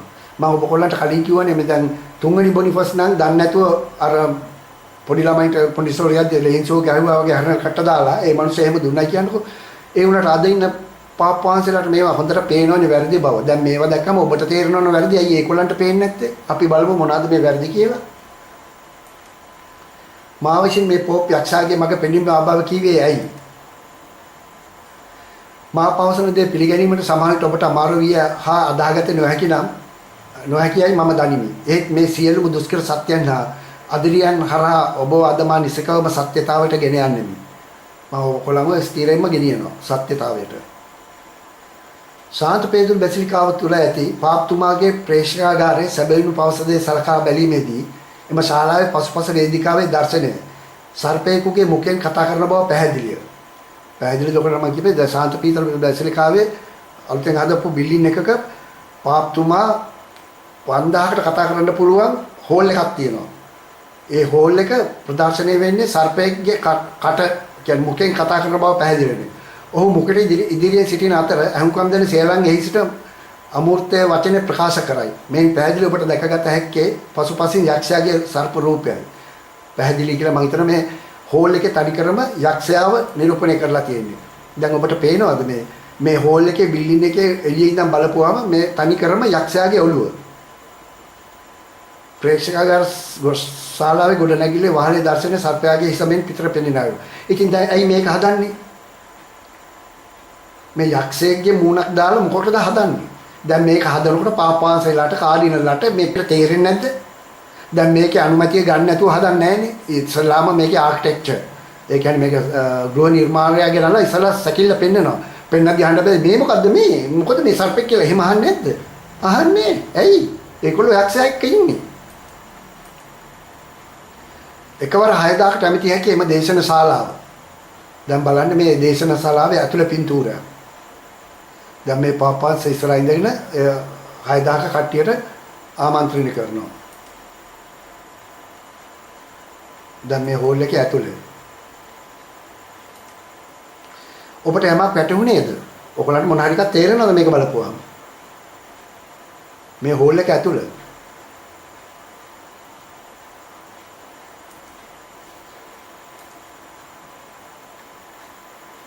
දැන් අපි එකිනෙක සසඳා බලමු. ඒ නිසා අපිට දැන් පෙනෙන්නේ කුමක්ද යන්න අපිට දැකිය හැක.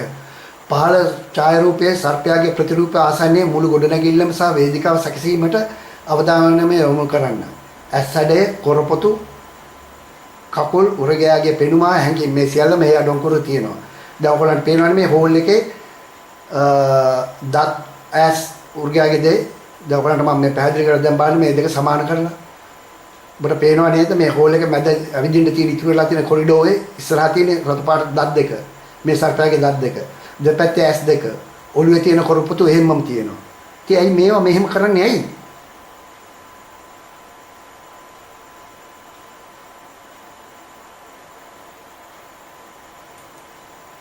ඊට අමතරව මේ ශාලාවේ වේදිකාව මැද කොටසෙයි සභාවේ අමතන තැන. ඒ කියන්නේ එතනට පැමිණෙන මිනිසුන් අමතන තැන පාප් වහන්සේ පසුපසින් ක්‍රිස්තුතුමන්ගේ පිළිමයක් තුළ පරමාණුවක් පුපුරා ගොස් ජේසු නැගී සිටී. මේ දර්ශන තලයේ 1977 දී පර්ලියස් ෆැසිනි විසින් නිර්මාණය කරන ලද අතර ඒ වර්ෂයේ ස්ථාපනය කරන ලදී. ඒතකොට මේ ආකිටෙක්චර් ඇවිල්ලා එයා තමයි. එතකොට දැන් මෙතන බලන්න පාප් වහන්සේ ඉස්සරහා ඉඳගෙන පුටුවේ ඉඳගෙන මයික් එකකින් ඉන්න ජනතාව අමතනවා. 6000 ක ජනතාව අමතනවා. අමතද්දී පාප් වහන්සේ ගොළු පිටිපස්සෙන් ක්‍රිස්තුස් වහන්සේ මැද හිටගෙන ඉන්නවා. වටේට නිකන් මේ පරමාණු පුපුරලා ගිය කෑලි කෑලි වගේ එතන තියෙනවා. දැන් ඔබට පේනවා ඇති මේ ෆොටෝ එක. ඔය පල්ලෑ තියෙන පාප් වහන්සේ ඉඳ ගන්න පුටුව දෙපැත්තේ තව කාදිනලා දෙනුත් ඉඳ ගන්න තියෙන එක. මම හිතනවා ඔබලාට මේක පැහැදිලි ඇති කියලා. ඔබ ඔය දකින්නේ ඒක. දැන් අතන ඉස්සරහා පාප් වහන්සේ තමයි කට්ටිය අමතන්නේ. ඒ නැවතත් බලන්න ඔබ යේසුගේ හිස ගැන කිසිවක් එහි දකින්නවාද? මොකද අපි පැහැදිලිව බලමු දැන්. දැන් ඔබට පේනවද මේ පොඩ්ඩක් ඔළුව පැත්තකට හරවපුවාම කොහොමද ඉන්නේ? මේ යේසුද ඉන්නේ? යක්ෂයා. යක්ෂයාගේ ඔළුව. දැන් ඕක ඉස්සරහා ඉඳගෙන අර දේශනා කරන්නේ කවුද? පාප් වහන්සේ. ඉතින් මේ අයට පේන්නේ නැද්ද මේ පිටිපස්සේ යක්ෂයෙක් ඉන්නේ කියලා? ඇයි ඕවා එහෙම තියාගෙන මේ වගේ දේවල් කරන්නේ? අපි කොහටද ගෙනියන්නේ? අපිවත් අදගෙන යන්න හදන්නේ මේ යකාගේ මේ බාල් වැදහිල වලට. දෙවියන් වහන්සේ මම ඕගොල්ලන්ට පැහැදිලි ලෙස පෙන්නුවා කීප අවස්ථාවකම 16 වතාවක් හෝ 14 වතාවක් බයිබලයේ කියලා තියෙනවා බාල් දෙවියන්ට උඹලා වැඳගෙන එන්න එපා මාගාවට කියලා. ඒ හින්දා ඔයගොල්ලෝ ආගම ඇදහුවට කමන්නේ මේ වගේ දේවල් වලට පෙළඹෙන්න එපා. උඹලාට පිටා පැහැදිලිව පේන්නේ නැති මේ යක්ෂයාගේ මූණ කොහොමද තියෙන්නේ කියලා. ඉතින් මේ ක්‍රිස්තුස් වහන්සේ ඉන්නේ. නමුත් සභාවේ මම කලින් පෙන්නපු ෆොටෝ එකේ ඔයගොල්ලෝ දැක්කනේ. එතකොට මේක පේන්නේ නැහැ. ඉස්සරහා ඉන්න කට්ටියට ඒක පේන්නේ නැහැ. දැන් ඔයගොල්ලන්ට පේනවත් මේ ෆොටෝ එක කරන් තියෙන පාප් වහන්සේ ඉන්න ටිකක් එහා පැත්තේ මේක අංශක 40ක් විතර පැත්තකට අවිලා ගත්තාම ඔන්න එතකොට තමයි මේ යක්ෂයා කියලා පේන්නේ. යාර ජනතාව ඉස්සරහා ඉඳගෙන ඉන්නකොට 6000ටම පේන්නේ ඔය යක්ෂයාගේ මූණ නෙමෙයි මම කලින් පෙන්නපු මූණ. ඔන්න තත්ත්වය. මේ ස්ථානයේ ප්‍රතිමාවේ මූර්තිය දිස බැලුව විට පැහැදිලිව පෙනෙන්නට තිබේ එනම් ජේසුස් වහන්සේගේ හිස සර්පයෙකුට මෙන් දිස්වන බවය. තනිකරම සාතාම්ම පිළිබිඹු කරයි. එතකොට මේ ඉදිරිපස්සේ ඉඳගෙන බැතිමතුන් අමතන්නේ කලාකරුවෙක් හෝ ගායකයෙක් නොවේ. ඔබට පැහැදිලිව මම කියනවා දැන් ඔය ඉස්සරහා ඉඳගෙන අමතන්නේ ගායකයෙක්වත් කලාකාරයෙක්වත් නෙමෙයි අතිඋතුම් පාප් වහන්සේ. එතකොට මේ අයට මේවා පේන්නේ හෝ දකින්න විටදී හදනකොට අනුශාසනා දෙන්න බැරි වුණාද? දැන දැනමයි මේ යක්ෂයාගේ දේවල් කරන්නේ.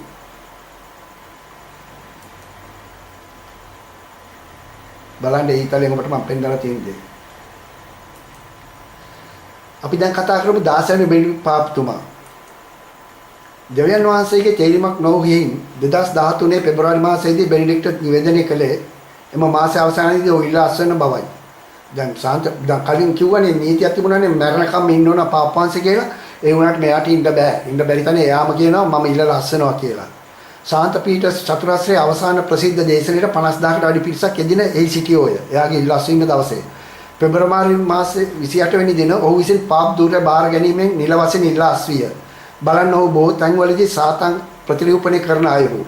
එසේම එදින රාත්‍රී ඉලාසන විටදී වතකාණු පල්ලිය මුදුනට අකුණු සැරයක්ද වැදීමෙන් දෙවියන් වහන්සේ විපාක පෙන්වයි. එයා ඉල්ලලා අස්වන අවස්ථාවේදී එයා ඒක ආමන්ත්‍රණය කරද්දී බැසිලිකාවේ උඩට අකුණු ගහනවා.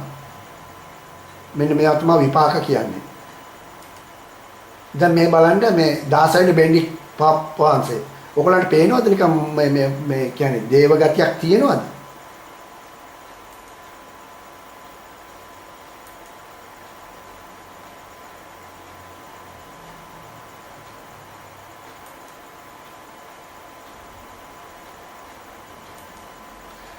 බලන්න කිසිදු පාප්පරයක් තම අතින් නොපෙනෙන වන සාතන්ව පෙන්වනවා හිටියේ. පාප්පන්සේ සාතන්ව අතින් පෙන්වනවා. මේ ඉන්නේ ඩ්‍රැකියුලා චිත්‍රපටික දර්ශනයක් නෙවෙයි පාප්තුමේ. බලන්න ඉතින් කොහොමද කියලා. එදිනම රාත්‍රී ලස්සන විටදී වතිකානුවේ පල්ලිය මුදුනට අකුණු සැරයක් වැදී හැටි. ඒ අර ඒත් එකට වැදිලා ඒක පල්ලෙහාට යනවා. නමුත් අකුණ වදිනවා.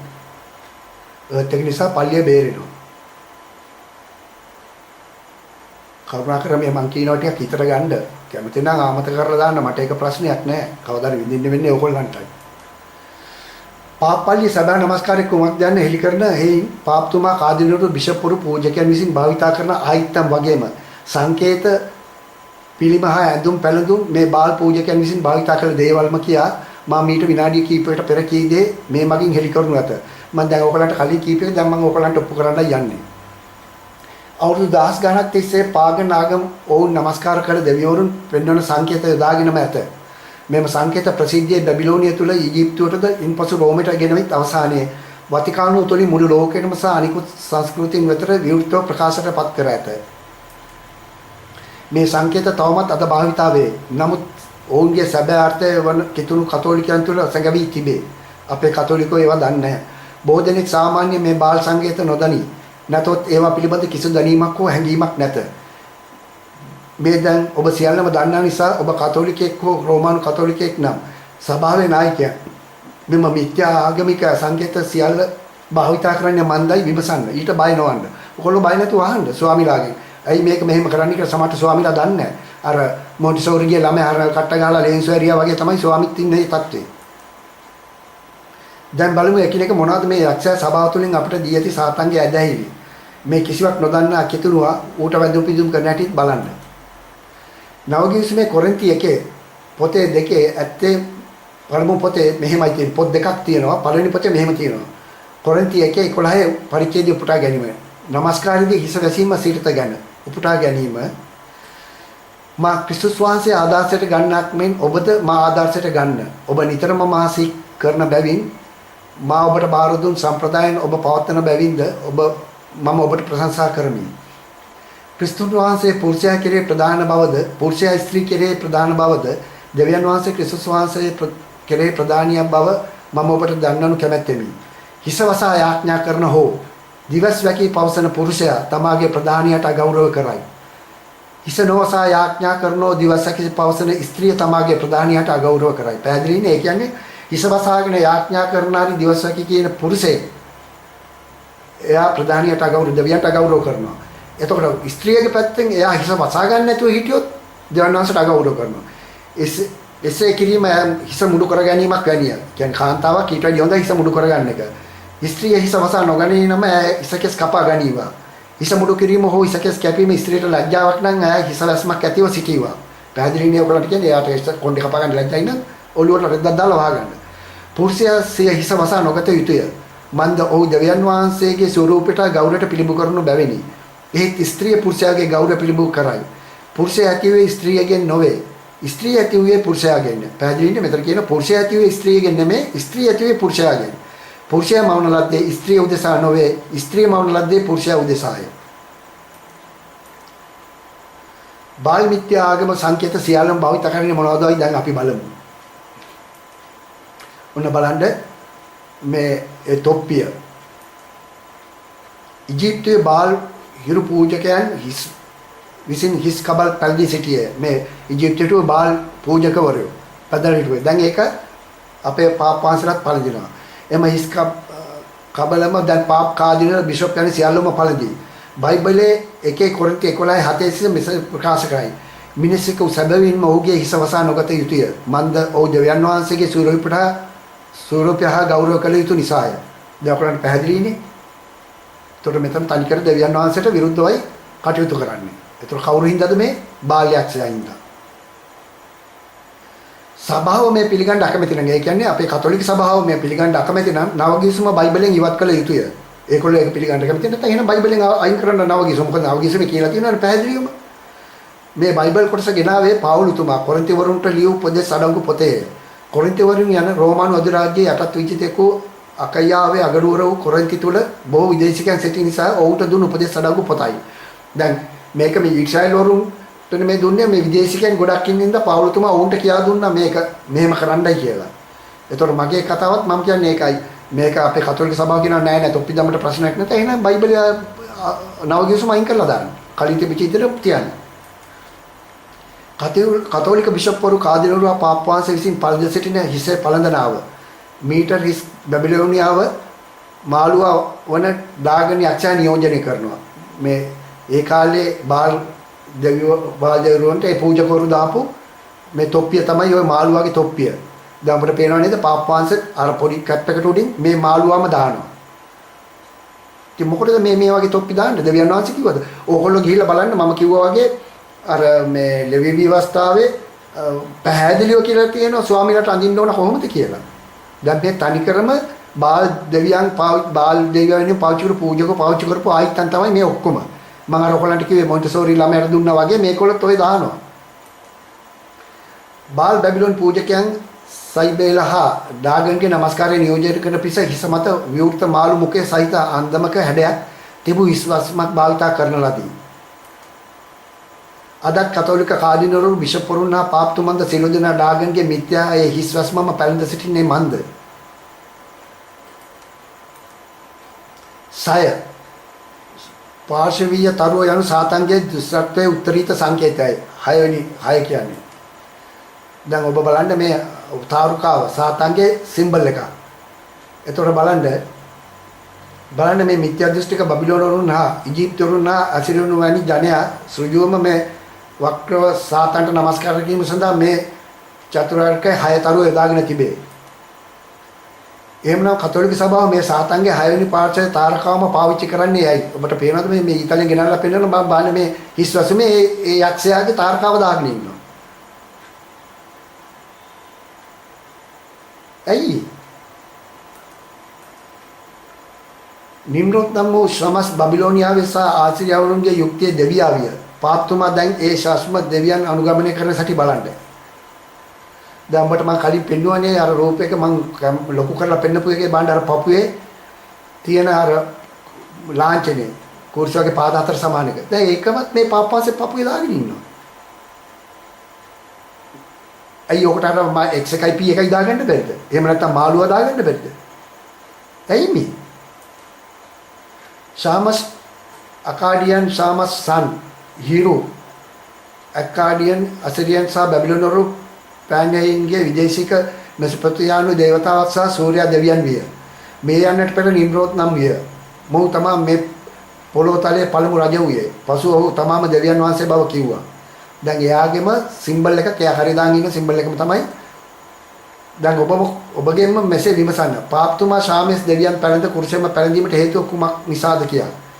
කිතුණු කතෝලිකයන්ව මේ ගෙනියන්නේ සාතන් මැදුරට නෙමෙයිද? අපි දැන් ගෙනියන්නේ සාතන් ගාවට නෙමෙයිද? ඔබ තවමත් මේ කියන්නේ කුරුසේ කියන්නේ නම් කුරුසේ පාද කොටස අනෙක් 3 කොටසට වඩා දිග විය යුතුයි. නමුත් මේ පාද හතරම එක සමානයි. මම ওই දකුණු අත පැත්තේ කුරුසේ පෙන්නුම් කරලා තියෙන ඔයගොල්ලන්ට දැනගන්න. බාල් ශාමස් පල්ලියම් වූ ගෙල පළඳින සංකේතය ඔහුගේ ගෙලේ.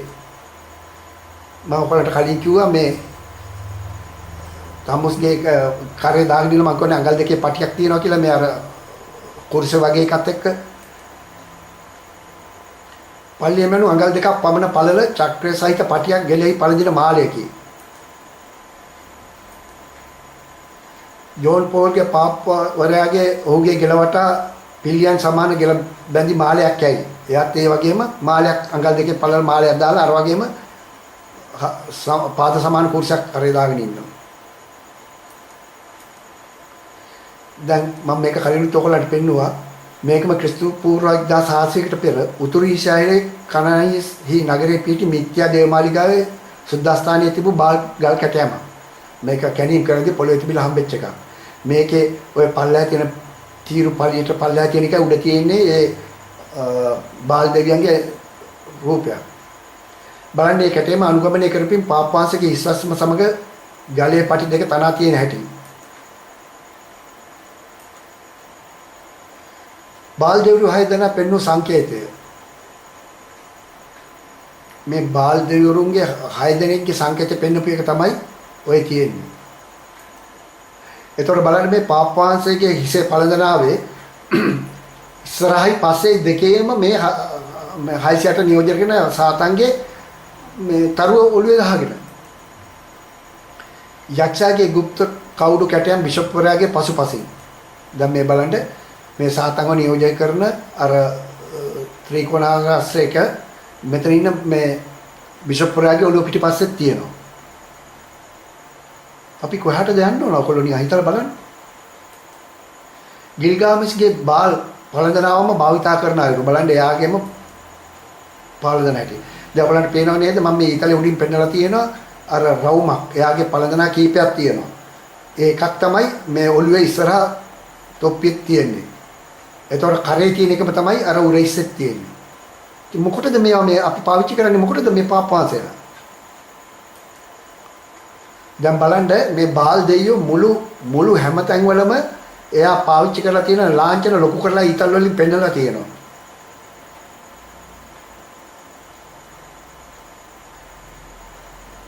දැන් අර එකේ අර පළවෙනි පල්ලෑම තියෙන එකේ අතේ තියෙන්නේ මේ හිරු ලාංඡනය. ඒකම තමයි එතන තියෙන්නේ. දැන් ඒකම තමයි ඒ එක ලාංඡනයේ හිරුවට උඩින් වතිකානුවේ අර පේනවාද ඒ හිරුම තමයි ඇඳලා තියෙන්නේ. පල්ලෑ.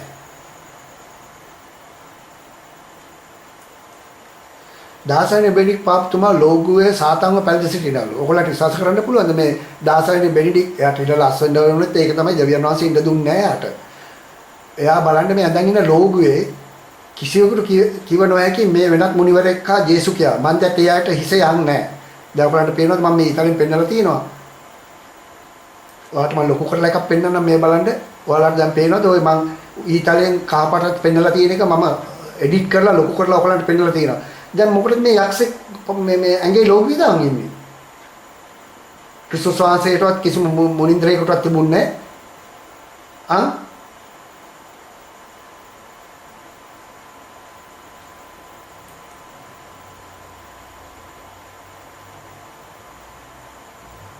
දැන් ඉන්න රෝගිය බලන්න කොහොමද කියලා.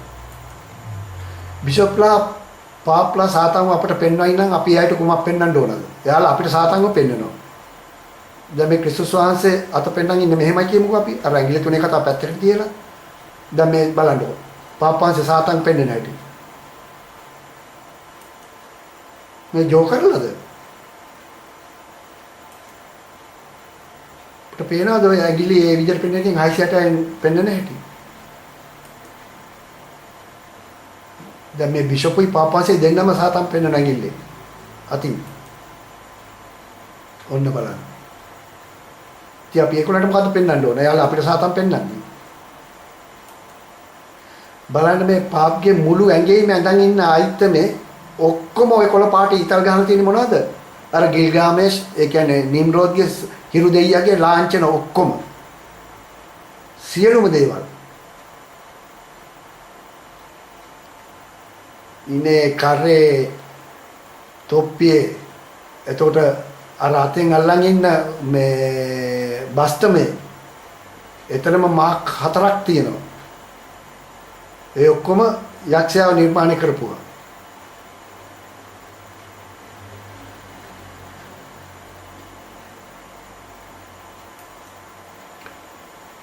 නිම්රෝද්ගේ නායක පූජකයන් ඒ යුගයේ භාවිත කළ පූජකයන් දුම් හිස්වස්ම හා අතේ ඇති අද්දණ්ඩද අද අපේ පාප් බිෂොප් පා කාදිනවරුද භාවිත කරන හැටි.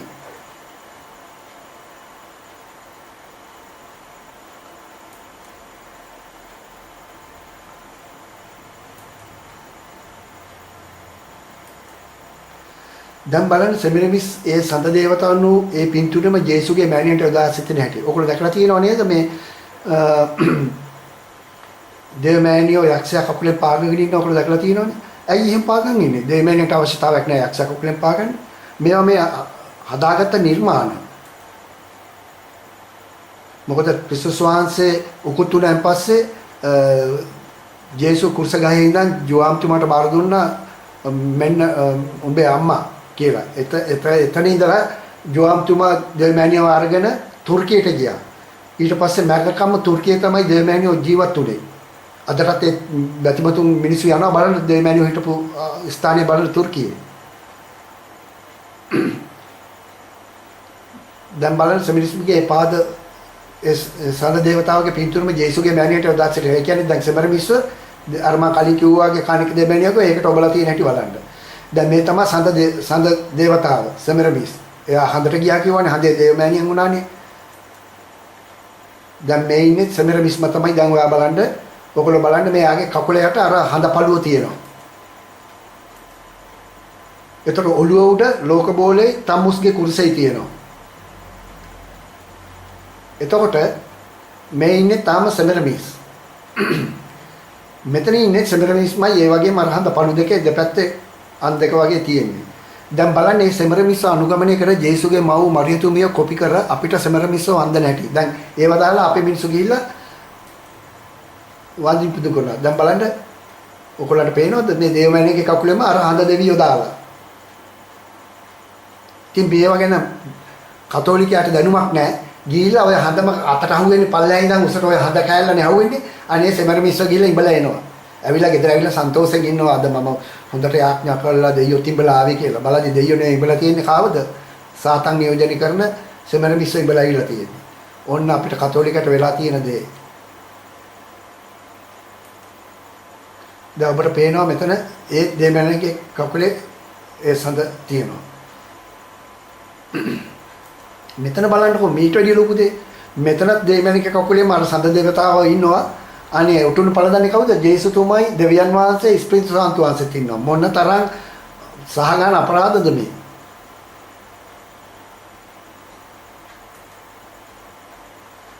දැන් ඊට පසු කාලයේදී මේක එහෙමෙන් තේරිගෙනනකොට මොකද කරේ? මේක පොඩ්ඩක් වෙනස් කරන්න ඕනේ හින්දා තර්කයනකොට ඔන්න අර සඳපළු අයින් කරලා දෙමණි යක්ෂයා සර්පයා කකුලේ පාගන් ඉන්න විදිහට ඉන්නවා.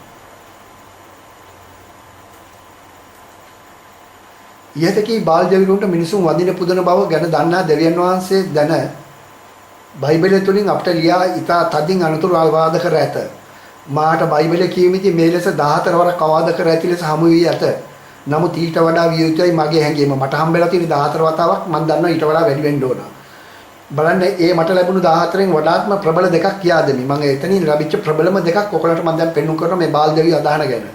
මම මේවා කියා දෙන්නේ ඔයගොල්ලන්ට මේ ගැලවීම සඳහා. ජෙරමියාගේ 19 4 වෙනි පදේ ඉඳන් මෙහෙම කියනවා. මක්නිසාද ඔවුන් මා අතහැර. ඒ කියන්නේ දෙවනාච කියන ඔවුන් මාව අතහැරලා මේ ස්ථානයේ අන්‍ය එකක් කර. ඔවුන්වත් ඔවුන්ගේ පියවරුන්වත් යුදෑහි රජුන්වත් දැන නොගත් අන්දවිවරුන්ට මේ සුවඳ දුම් ඔප්පු කර. නිර්දෝෂයෙන් ලේවලින් මේ ස්ථානය පුරවා තිබේ. තවද ඔවුන් තමුන්ගේ පුත්‍රයාවත් බාල දවන යාග පූජා කොට ගින්නෙහි පුලුසන පිණිස බාල්ට උස්තැන් ගොඩනගා තිබේ. දෙවියන් වහන්සේ කියනවා ඒවා එසේ මා එය අනකලේවත් කිව්වේවත් එය මාගේ සිතට පැමිණුවේවත් නැත. දෙවියන් වහන්සේ බලන්න කොච්චර ලස්සනට කියනවාද කියලා. බලන්න එහෙම කරන්න කියලා මම අනකලේවත් නැහැ කිව්වෙත් නැහැ. එහෙම කරන්නයි කියලා මගේ හිතටවත් අඩු ගානේ ආවේ නැහැ කියලා. කරුණා කරලා මේවා හිතට ගන්න. ඊළඟට තව එකක් කියනවා දෙවනි එක ජෙරමියා 2:23. මම අපවිත්‍ර නොවෙමි මම බාලවරුන් පස්සේ නොගෙමි නුඹ කියන්නේ කොහොමද? ඒ කියන්නේ දැන් දෙවිනාංශ අපි ගිහිලා කියනවා අපි අනේ ස්වාමිනී අපි අපවිත්‍රත්වම නැහැ අපි බාලවරුන්ගේ පස්සෙත් ගියේ නැහැ කියලා අපි කියනවා. ඉතින් දෙවිනාංශන ඔබ එහෙම කියන්නේ කොහොමද? මිටියාවේ තිබු නුඹේ හැසිරීම බලපන්න. නුඹ කලේ කුමක්ද කියලා දැනගන්න. දෙවිනාංශ කියන ඔබ එහෙම කියන්නේ කොහොමද? උඹලම කරපු දේ උඹම දන්නේ නැද්ද? මේ කියන්නේ මොනවද? බාලවරුන් පස්සේ අපි ගියේ. දැන් අපි යන්නෙම බාල් පස්සේ. මතක තියාගන්න. ඔබට ගැලවීම සඳහා යමක් කරන්න ඕන නම් කරුණාකර මගෙන් විමසා දැනගන්න. මම ඒකට ඔයගොල්ලන්ට උපදෙස් දෙන්නම්. ජෝන්තුමාගේ සුවිශේෂයේ 13 වෙනි පරිච්ඡේදයට අනුව ඒ ශ්‍රාවකයන්ගේ පාද සේදීම, උපුටා ගැනීම, 4 වාක්‍යයේ සිට රාත්‍රී භෝජනයෙන් පසු උන්වහන්සේ නැගිට තම සළුව ගලවා තබා තුවායක්ගෙන ඉනවට බැඳගත්සේක. ඉන්පසු උන්වහන්සේ භාජනයට වතුරවත් කොට ශ්‍රාවකයන්ගේ පාද සෝදන්නටත් තමන් ඉඳ බැඳගෙන සිරි තුවායෙන් පිසදමා තමන්ට පිසදමන්ටත් පටන් ගත්සේක. මෙසේ උන්වහන්සේ ඔවුන්ගේ පාද සෝදා තමන් උතුරු සළුව ඇඳගෙන නැවත ඉඳගත් කල ඔවුන්ට මෙසේ වදාළසේක. මා ඔබට කළ දේ කිමැක්දයි ඔබ දන්නාවුද? ගුරු දේවයනි ස්වාමිනී කියා ඔබ අමතන්නේය. එසේ කීම හරිය. මම එසේම කීවෙමි. ඔබේ ස්වාමින්ද ගුරු දේවන්ද වන මම ඔබේ පාද සේදුවේ නම් ඔබත් එකිනෙකාගේ පාද සේදිය යුතුය. මා ඔබට කලක් මෙන් ඔබත් කළ යුතු බවට ආදර්ශයක් මම දුන්නෙමි. ඒකාන්තයෙන්ම මම ඔබට කියමි දාසෙක් තම ස්වාමියට වඩා උසස් නොවේ. එමෙන්ම යවන ලද්දෙක් ඔහුට වඩා උසස් නොවේ. ඉතින් මම මේ දේවල් දන්නේ වුණම් දන ඒවා පිළිපද වුණම් මා භාග්‍යවන්තෝය. ඒ ක්‍රියාපතේ 30 දී ක්‍රිස්තුවස 30 දී මේ ජේසුස් වහන්සේ එහෙම කිව්වේ. මේ දක්නේ ක්‍රිස්තුස් වහන්සේ ගෝලන්ගේ පාද සෝදනය. ඒ වුණාට ක්‍රිස්තුවස 7 දී පාප්ගේ කකුලින් බින ක්‍රමයක් ගෙනාවා. ඊය සඳහා ජේසුගේ එදා අන්තිම භෝජනයේදී ජේසු කළ ක්‍රමයට සම්පූර්ණ විරුද්ධව. ඔයගලන්ට පේනවද? ක්‍රිස්තුවස 7 දී පාප්තුමාගේ කකුලින් බින්නයි කියලා ගෙනාව ක්‍රමයක්. දැන් මෙතන සම්පූර්ණ විරුද්ධ දෙයක් නෙමෙයිද? ඊට පස්සේ ක්‍රිස්තු වර්ෂ 780 දී රූප වන්දනා කළ හැකි කියා ගෙනාවා. කතෝලික සභාවෙන් රූප වන්දනා කරන්න පුළුවන් කියලා කිව්වා. එනමුත් මේ දෙවියන් වහන්සේ මෝසෙස් මගින් දුන් එක් නීතියක් වූ රූප වන්දනාව තහනම් කළා වූ උන්වහන්සේගේ අනපනත් වලට සම්පූර්ණයෙන්ම පටහැනිව එසේ කළේ. එසේම ශරීරයේ පච්ච කොටීමද සපුරා තහනම් වූවත් මේ බව නොදත් බොහෝ කිතුණුවන් තම ඇඟ පුරා ටැටු කොටා ගනී. ඊළඟට ක්‍රිස්තු වර්ෂ 850 දී ආසිරිපැන් ක්‍රමය ආවා. ඔන්න. මේවා මේ බයිබල් වල නැති දේවල් මම මේ ඔයගලන්ට කියන්නේ. සභාව අපිව කතෝලික සභාව අපව කොහටද ගෙනියන්නේ කියලා.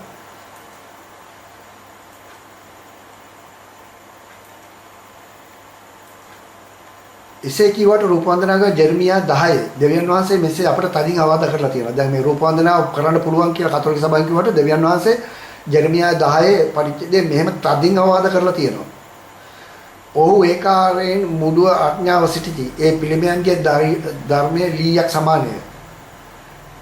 ප්‍රතිශයෙන් තහඩු කළ රිදීද උපාශයෙන් රන්ද ගෙනනු ලැබේ. ඒවා කම්කරුවාගේද රන්කරුවාගේද අත්වල වැඩක්ය. නිල්සා රත්නිල් රෙදි ඒවායේ වස්ත්‍රය. ඒ සියල්ල දක්ෂ කම්කරුවන්ගේ වැඩක්ය. නමුත් ස්වාමීන් වහන්සේ සැබෑ වූ දෙවියන් වහන්සේ. උන්වහන්සේ ජීවමාන දෙවියන් වහන්සේ සදාකාල රජ කරන්නෙක්ය. කියන්නේ ඒවා හදන්නේ කම්කරුවා එයාගේ අතේ දක්ෂතාවය මිසක් දෙවිවරු නෙමෙයි කියලා.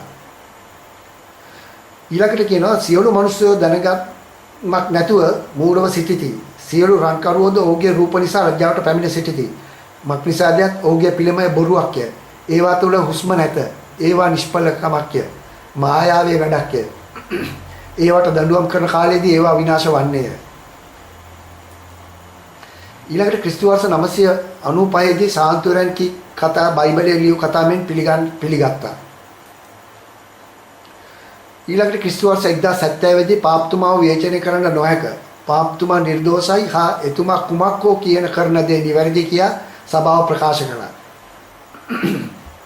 දැන් අපේ මේ 20 වෙනි සංශෝධනයට ගේන්න යන විදියට තමයි මේකත් මේ ඒක දැන් කරලා තියෙන්නේ. ක්‍රිස්තු වර්ෂ 1079 දී පූජකවරුන්ට විවාහයන්ට බැරි ලෙස නීතියක් ගෙනවා. දැන් කලින් විවාහයන්ට කම පුළුවන් වුණා. 1079 දී පූජකවරුන්ට විවාහයන්ට බෑ කියලා නීතියක් ගෙනාවා. ආයි ක්‍රිස්තු වර්ෂ 79 දීම පූජාව තුළින් මුල්වර පූපසා වයින් ක්‍රිස්තුස් වහන්සේගේ ශරීරය රුධිරයට පත් කිරීම. මේක මේ 1079 දී තමයි ඔන්න පූපසා වයින් ගෙනල්ලා මේක මේ පෙන්වුම් කරනවා ක්‍රිස්තුස් වහන්සේගේ ශරීරයට රුධිරයට පත් කරනවා කියලා ගෙනාවේ. මේක ගෙනාවේ කවුද? සංචාරක රදගුරු හිල්බිට්‍රියට් සහ සර්වදීන් විසින් හඳුන්වා දුන්න එක. ඒ හඳුන්වා දීපු රදගුරු 1137 දී මිය ගියා. මේ දකින්නේ දෙන්නගේ ඡායාරූපය. ඊළඟට ක්‍රිස්තු වර්ෂ 1090 දී ජපමාලේ ආරම්භය. ක්‍රිස්තියානි ධර්මයේ නොකඩවූ යාඥා කම්බ භාවිතා කිරීම 3 වන හා 4 වන සියවසේදී බැබිලෝන් වරුන් තුලින් ආවා. මේකත් ආවේ බැබිලෝන් වරුන්ගෙන්. වනාන්තරය තුර පියවරුන් තම තනියට යන විට යාඥා කරමින් ගමන් කරයි. මෙම ගණන් සී තබා ගන්න උපකරණයක් නිසා යාඥා කිරීම මුල් භාවිතා කරන ලද්දේ. ඒ වුණාට දැන් අපි කතෝලික සභාවේ ජීවත් වෙන සෑම මිනිහෙක්ම හිතන් ඉන්නේ මේ ජපමාලේ අපිට හම්බුනේ දෙමෑණියන්ගෙන් කියලා. ඒ හින්දායි මේ ජපමාලේ කියන්නේ කියලා. එතන තනි කරම බොරුවක්. මුල්ම ක්‍රිස්තියානු කාලයේ භාවිත කරන ලද වනාන්තරවල සිටි පියවරුන් ජේසුස් වහන්සේට ආඥා කිරීම සඳහන් කළ වාර ගණන කොතරම්ද සංඛ්‍යාවක්ද පරීක්ෂා කර බැලීම සඳහා පළමුවෙන් කබා ආධාරයෙන් මෙම ජපමාලය නිර්මාණය කර තිබේ. මේ බලන්න මේ පළවෙනියෙන්ම හදපු ජපමාලයක් රුසියන් මුල් සමයේ කුර්සපත් නැතිව කොන්තයක්. ඒතර කුර්සයක් නැහැ නිකන් කොන්තයක්. එතනත් මේ අපේ දැන් වගේ 10යි පරමණ්ඩලයි එහෙම නැහැ තනිකරම මුළුම අට ගන්න තියෙන්නේ. ඊළඟට 1475 1500 වලදී ජර්මනු විසින් භාවිත කළ කොන්තයක්. ඒ කොන්තේ තමයි වර්තමානයේ මේ විදිහට 10 1යි 10 1යි දාලා කොන්තපන්ති පහ දාලා ඇවිල්ලා තියෙන්නේ.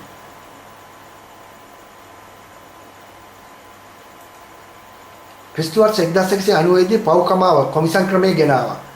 දැන් මේක බයිබලයේ නැති වුණාට මේක මේ කිතුණු සභාවෙන් කියන්නේ කතෝලික සභාවෙන් ගෙනාපු එකක් තමයි පව්කමාව කොමිසම් කරන ක්‍රමය. ක්‍රිස්තු වර්ෂ 1238 දී මේ රන්නාලයිපිට කුරුසය කොන්ස්ටන්ටිනෝපල් රාජ්‍ය විසින් එය ප්‍රංශයේ 7 වෙනි ලුයි රජුට පරිත්‍යාග කර ඒ පැරිසියේ නෙටෝඩාම් දෙව්මැදුරේ තැන්පත් කර තිබේ. මේ නෙටෝඩාම් දෙව්මැදුර ක්‍රිස්තු වර්ෂ 1160 ආරම්භය කර 1260 අවසන් කර ඇත. මේ නිර්මාතෘ වන්නේ ක්‍රිස්තු වර්ෂ 1137 1180 තුල ප්‍රංශයේ රජකම් කළ 7 වෙනි ලුයි රජතුමා සහ 3 වෙනි ඇලෙක්සැන්ඩර් පාප්තුමා විසින් අධීර 4ක් තුල නිම කිරීමෙන් මේ තමයි ලුයි රජතුමා මේ ඇලෙක්සැන්ඩර් පාප් වහන්සේ 2019 අප්‍රේල් 16 වෙනි දින සිදු මාගින්නෙන් මුළු පල්ලිය මහා ශාලාව ගිනිගෙන අලුවක් එම රන්නාලේපිත කුරුසේ කිසිදු උපද්‍රවයක් සිදු නොවීම හාස්කමකි. මෙම නේට්‍රෝඩාම් දෙව්මැදුරයි. ඔබ දන්නවා මේ 2019 ගිය අවුරුද්දේ අප්‍රේල් මාසේ 16 පල්ලිය ගිනිගත්තා. ඒ ගිනිගත්ත වෙලාව පුදුම දෙයක් කියන්නේ පල්ලියම ගිනිගත්තත් මේ එදා ගිනිගන්න ඉස්සර තිබිච්ච පල්ලියේ දර්ශනය බලන්න මේ පල්ලියේ මැද තියෙන කුරුසේ ඒ ගිනිගත්තට පල්ලියේ කුරුසයට කිසිම දෙයක් වෙලා නැහැ. ඒක පිච්චිලාවත් නැතුව එහෙමම රත්තරන් පාටින් තියෙනවා. ක්‍රිස්තු වර්ෂ 1190 දී පව්කමාව කොමිසම් ක්‍රමයේ ගෙනාවා. කියන්නේ අපිට පව්කමාව කරන්න ස්වාමීලායිදී අපි කරපු පව් කියලා ඒකට සමාව ගන්න ක්‍රමයේ ගෙනාවේ 1190 දී. මුල් කාලේදී රෝමානු පල්ලියේ මේයන් තබන විට පෝපේ සමග වයින්ද බොන්න දුන්නා. ඒ ක්‍රිස්තු වර්ෂ 1414 දී මිදෙස හිඟයක් වී බැතිමතුන්ට දෙන්න බැරි විටදී ඒ බව නොකිය මිදෙස පූජාරන්ට පමණයි කියා පූප පමණක් ජනතාවට දුන්නා. ඒත් බොහෝ යුරෝපීය රටවල අදටත් පූප සමග වයින් දෙනු ලැබේ. ඒතර වයින් හිඟයක් ආපුවම කලින් දීපු වයින් එක සප්‍රසාද දීපු එක 1414 දී මිදෙස හිඟයක් වෙලා ඒක කෙලින්ම කියන්නේ නැතුව බැතිමතුන්ට නෑ මේක දැන් ස්වාමිලා විතරයි බොන්න පුළුවන් මිනිසුන්ට දෙන්නේ නැහැ කියලා එහෙම බොරු කරලා නැවතුවා. ඒ වුණාට අදත් ඕකල යුරෝපීය රටවලට ගියාමත් වයින් එක පූප හම්බෙනවා. මමත් ඒ යුරෝප රටවලට ගිය අවස්ථාවල ඉතාලම රහ කරලා බීලා එනවා ඉතින් ආසාවෙන්. ඔබ මේ දකින්නේ වයින් සහ පූප මේ ස්වාමි විදේශීය කියන්නේ මේ යුරෝප රටවල ලබන්න දෙනවා.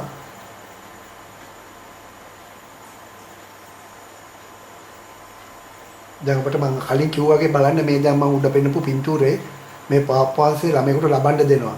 දැන් මෙතන නියෝජනය කරන්නේ කවුද? අර බලන්න පාප්පවංශගේ පපුවේ ඇඳලා තියෙන තම්මුස්ගේ බාල් ලාංඡනේ. ඒතකොට දැන් මෙතන සප්‍රසාදය දෙන්නේ කවුද? පාප්පවංශද? නෑ බාල් යක්ෂයා දෙන්නේ පූපේ. ඔයාලට පැහැදිලිද මම මේ කියන ඒවා? දැන් මේ බලන්න පූප දුන්නෙන් පස්සේ වයින් දෙනවා බොන්න. යුරෝප රටවල අදටත් ඔය විදිහට දෙනවා. අපි පාත්‍රයෙන් අපිම බීලා දෙනවා. ඒතකොට එතන ළඟ එක්කෙනෙක් ඉන්නවා. එයා ලේන්සුවෙන් ටක් ගාලා පිහලා ඊළඟ එක්කෙනාට දෙනවා.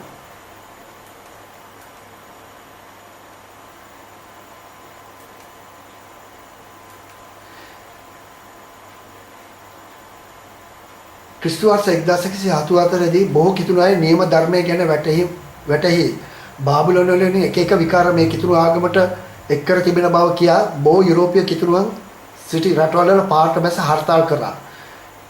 ඒදී ඔවුන්ගේ ගැනීම ගැන තර්ක කළ නිසා ඒ අයට මර්ධනය කරන්න කතෝලික කිතුණු පාලකයන් කිතුණුවන්ව විවිධ වදදී මැරුවා. දැන් බලන්න මේ කතෝලික ආගමේ පාලකයන් 1184 දී මිනිසුන්ට තේරුණා මේ පාප් වංශයේ ගෙන් එන්නේ බොරු දේවල් කියලා දැනගෙන නියම කිතුණුවන්ගේ දේවල් නෙමෙයි කියලා ඒ කට්ටිය ඒකට විරුද්ධව පාට බැස්සාම මේක දුරදිගේ යන්න නොදී මර්ධනය කරන්න ඒ දවස්වල හිටපු කට්ටිය වරන් ගෙනල්ලා විවිධ හිරියර් කරලා ඒ කට්ටියට වද දුන්නා. මේ ඔබ දකින්න බලන්න මේ ස්වාමීලා එකව වෙලා රෝදයක දාලා ඇදලා අරිනවා. මුළු බොඩියම අදිනවා. සමහර සමායක බාල්කවල නිර්වස්ත කරලා කොකුල දාලා අදිනවා. සමහර අයට මේ දණු කඳේ ගහලා තියෙනවා.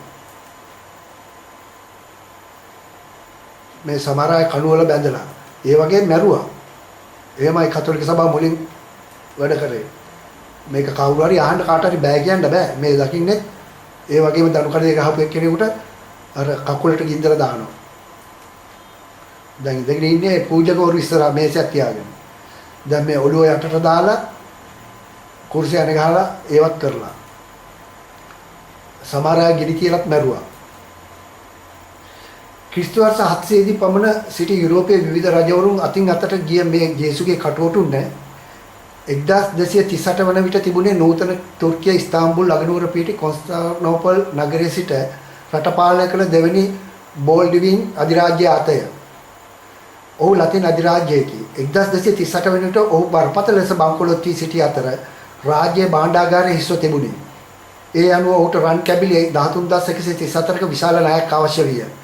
දෙවරක් කල්පනා නොකළ ඔහු වැනීසියේ බැංකුවකට කටවටුන්න ඔගස් තබා මුදල් ලබා ගත්තේය. ජේසුගේ කටවටුන්න ඔගස් තියලා එයා ගත්තා. ඔටුන්න බේරා ගැනීමට බැරි වූ තැන ඔහු කලේ ප්‍රංශයේ නවවැනි ලුයි රජතුමාට මේ සිද්ධිය දැන්වීමයි. මේ වන විට මේ පල්ලිය සාදමින් සිටි ඔහුට ලැබූ හොඳ අවස්ථාවක් හේයින් වෙනිස් බැංකුවට ණය ගෙවූ ලුයි රජ කටවටුන්න බේරාගෙන එය ප්‍රංශයට ගෙනාවේ. මේ තමයි ලුයි රජතුමා. මේ දකින්න ඔබ ක්‍රිස්තුස් වහන්සේගේ කටවටුන්න.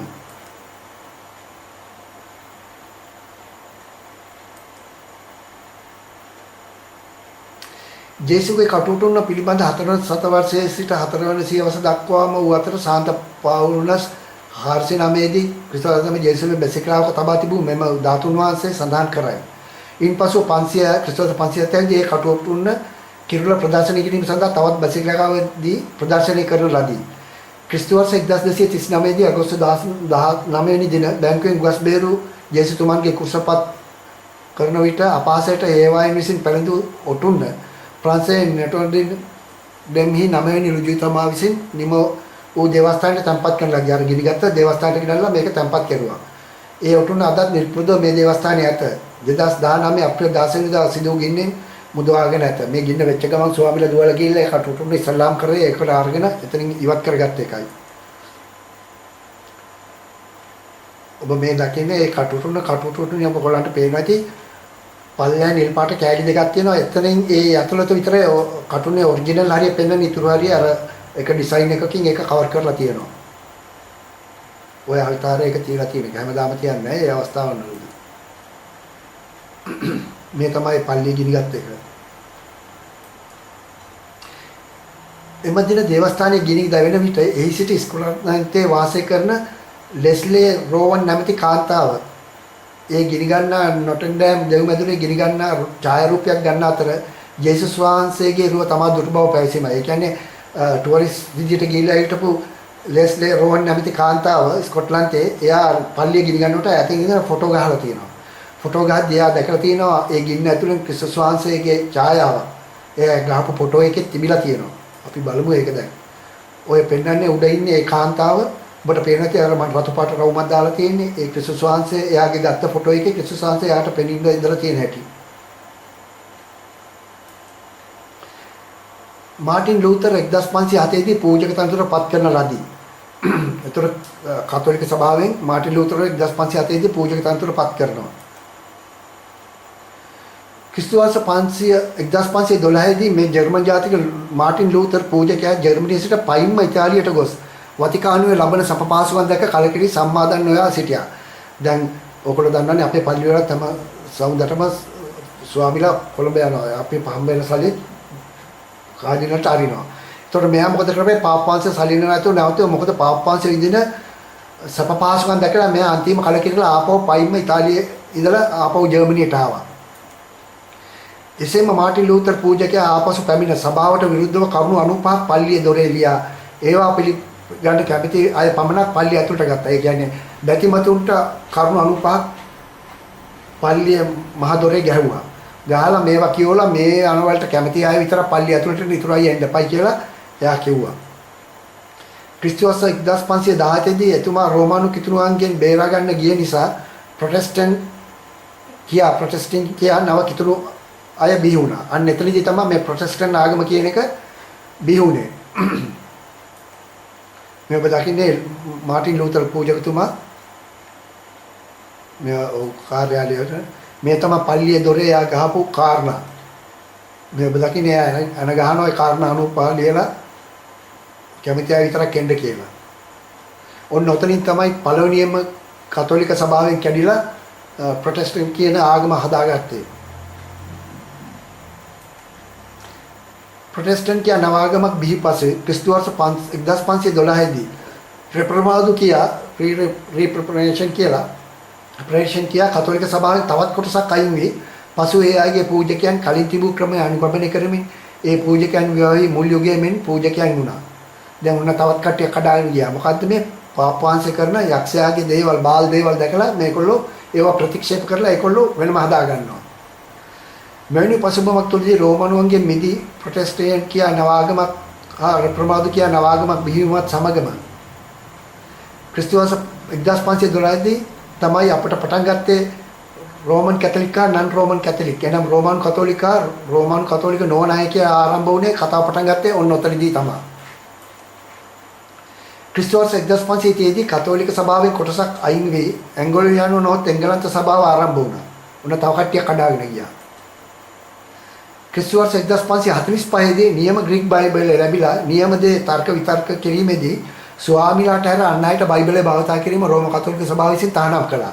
පැහැදිලිනේ ඔන්න ග්‍රීක බයිබලයේ ඔරිජිනල් බයිබලය හම්බෙලා 1545 දී මිනිස්සු බයිබලය කියවලා තර්ක විතර්ක කරන්න ගත්තා. ඇයි උඹලා මේ වගේ වැරදි දේවල් කරන්නේ කියද්දි නියමයක් ගෙන කතෝලික සභාවෙන් නෑ බයිබලය ඔයගොල්ලන්ට කියවන්න බෑ ස්වාමීලාට විතරයි බයිබලය කියන්න පුළුවන් කියලා. ඔබ මේ දකින්නේ ඔරිජිනල් බයිබලයේ ක්‍රිස්තු වර්ෂ 1546 දී බයිබලයට නැති නව පොත් 6ක් ඇතුල් කළා. නියම ලෙස බයිබල තුල ඇත්තේ පොත් 66යි. පසු 66යි 6යි 72ක් වුණා. ක්‍රිස්තු වර්ෂ 1638 දී කතෝලික සභාවේ තවත් කොටසක් අයින් වී බැප්ටිස්ට් කියා කිතුණු ආගමෙන් වෙන් වී නව කිතුණු ආගමක් බිහි වුණා.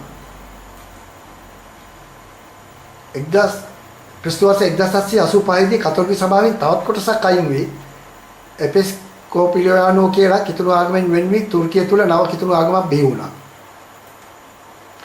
1830 දී කතෝලික සභාවෙන් තවත් කොටසක් අයින් වී උතුරු ඇමරිකානුවන් විසින් මෝමන් කියා කිතුණු ආගමෙන් වෙන් වී නව කිතුණු ආගමක් බිහි වුණා. කිතුණු ආගම නෙවෙයි එතන මට වැරදුනා කතෝලික ආගම. වෙන වෙලා ඒගොල්ලෝ කිතුණු ආගමක් බිහි කරා. මේ කතෝලික සභාවන් වෙන් වූ සියලුම නව කිතුණු ආගම්වල මූලික දර්ශනය වූයේ පාප පිළි නොගැනීමයි. ඊට අමතරව තවත් කරුණු කීපයක් වේ. ඒ ගැන මගේ විවිධ කිතුණු ධර්මයන් ගැන පාඩම් මගින් විස්තර ලෙස දැනගත හැකියි.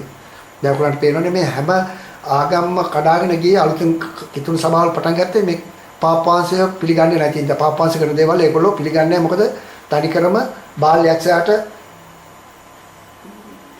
ඇතුල් වෙලා ඉන්නේ හින්දා. ක්‍රිස්තු වර්ෂ 1870 දී පාපතුමා විචාරණ කරන්න පාපතුමා නිර්දෝෂයි එතුමා කියන දේ නිවැරදි කියා ක්‍රිස්තු වර්ෂ 1070 දී ප්‍රකාශ කර දේ නැවතත් ස්ථිර කළා. එනමුත් ක්‍රිස්තු වර්ෂ 1995 දී ජෝන් පෝල් දෙවැනි පාපතුමා මීට පෙර අනෙක් පාපතුමාලාගෙන් සිදු කියූ හා කළ වැරදි වලට එතුමා මුළු සභාවෙම සමාව ඉල්ලා සිටියා.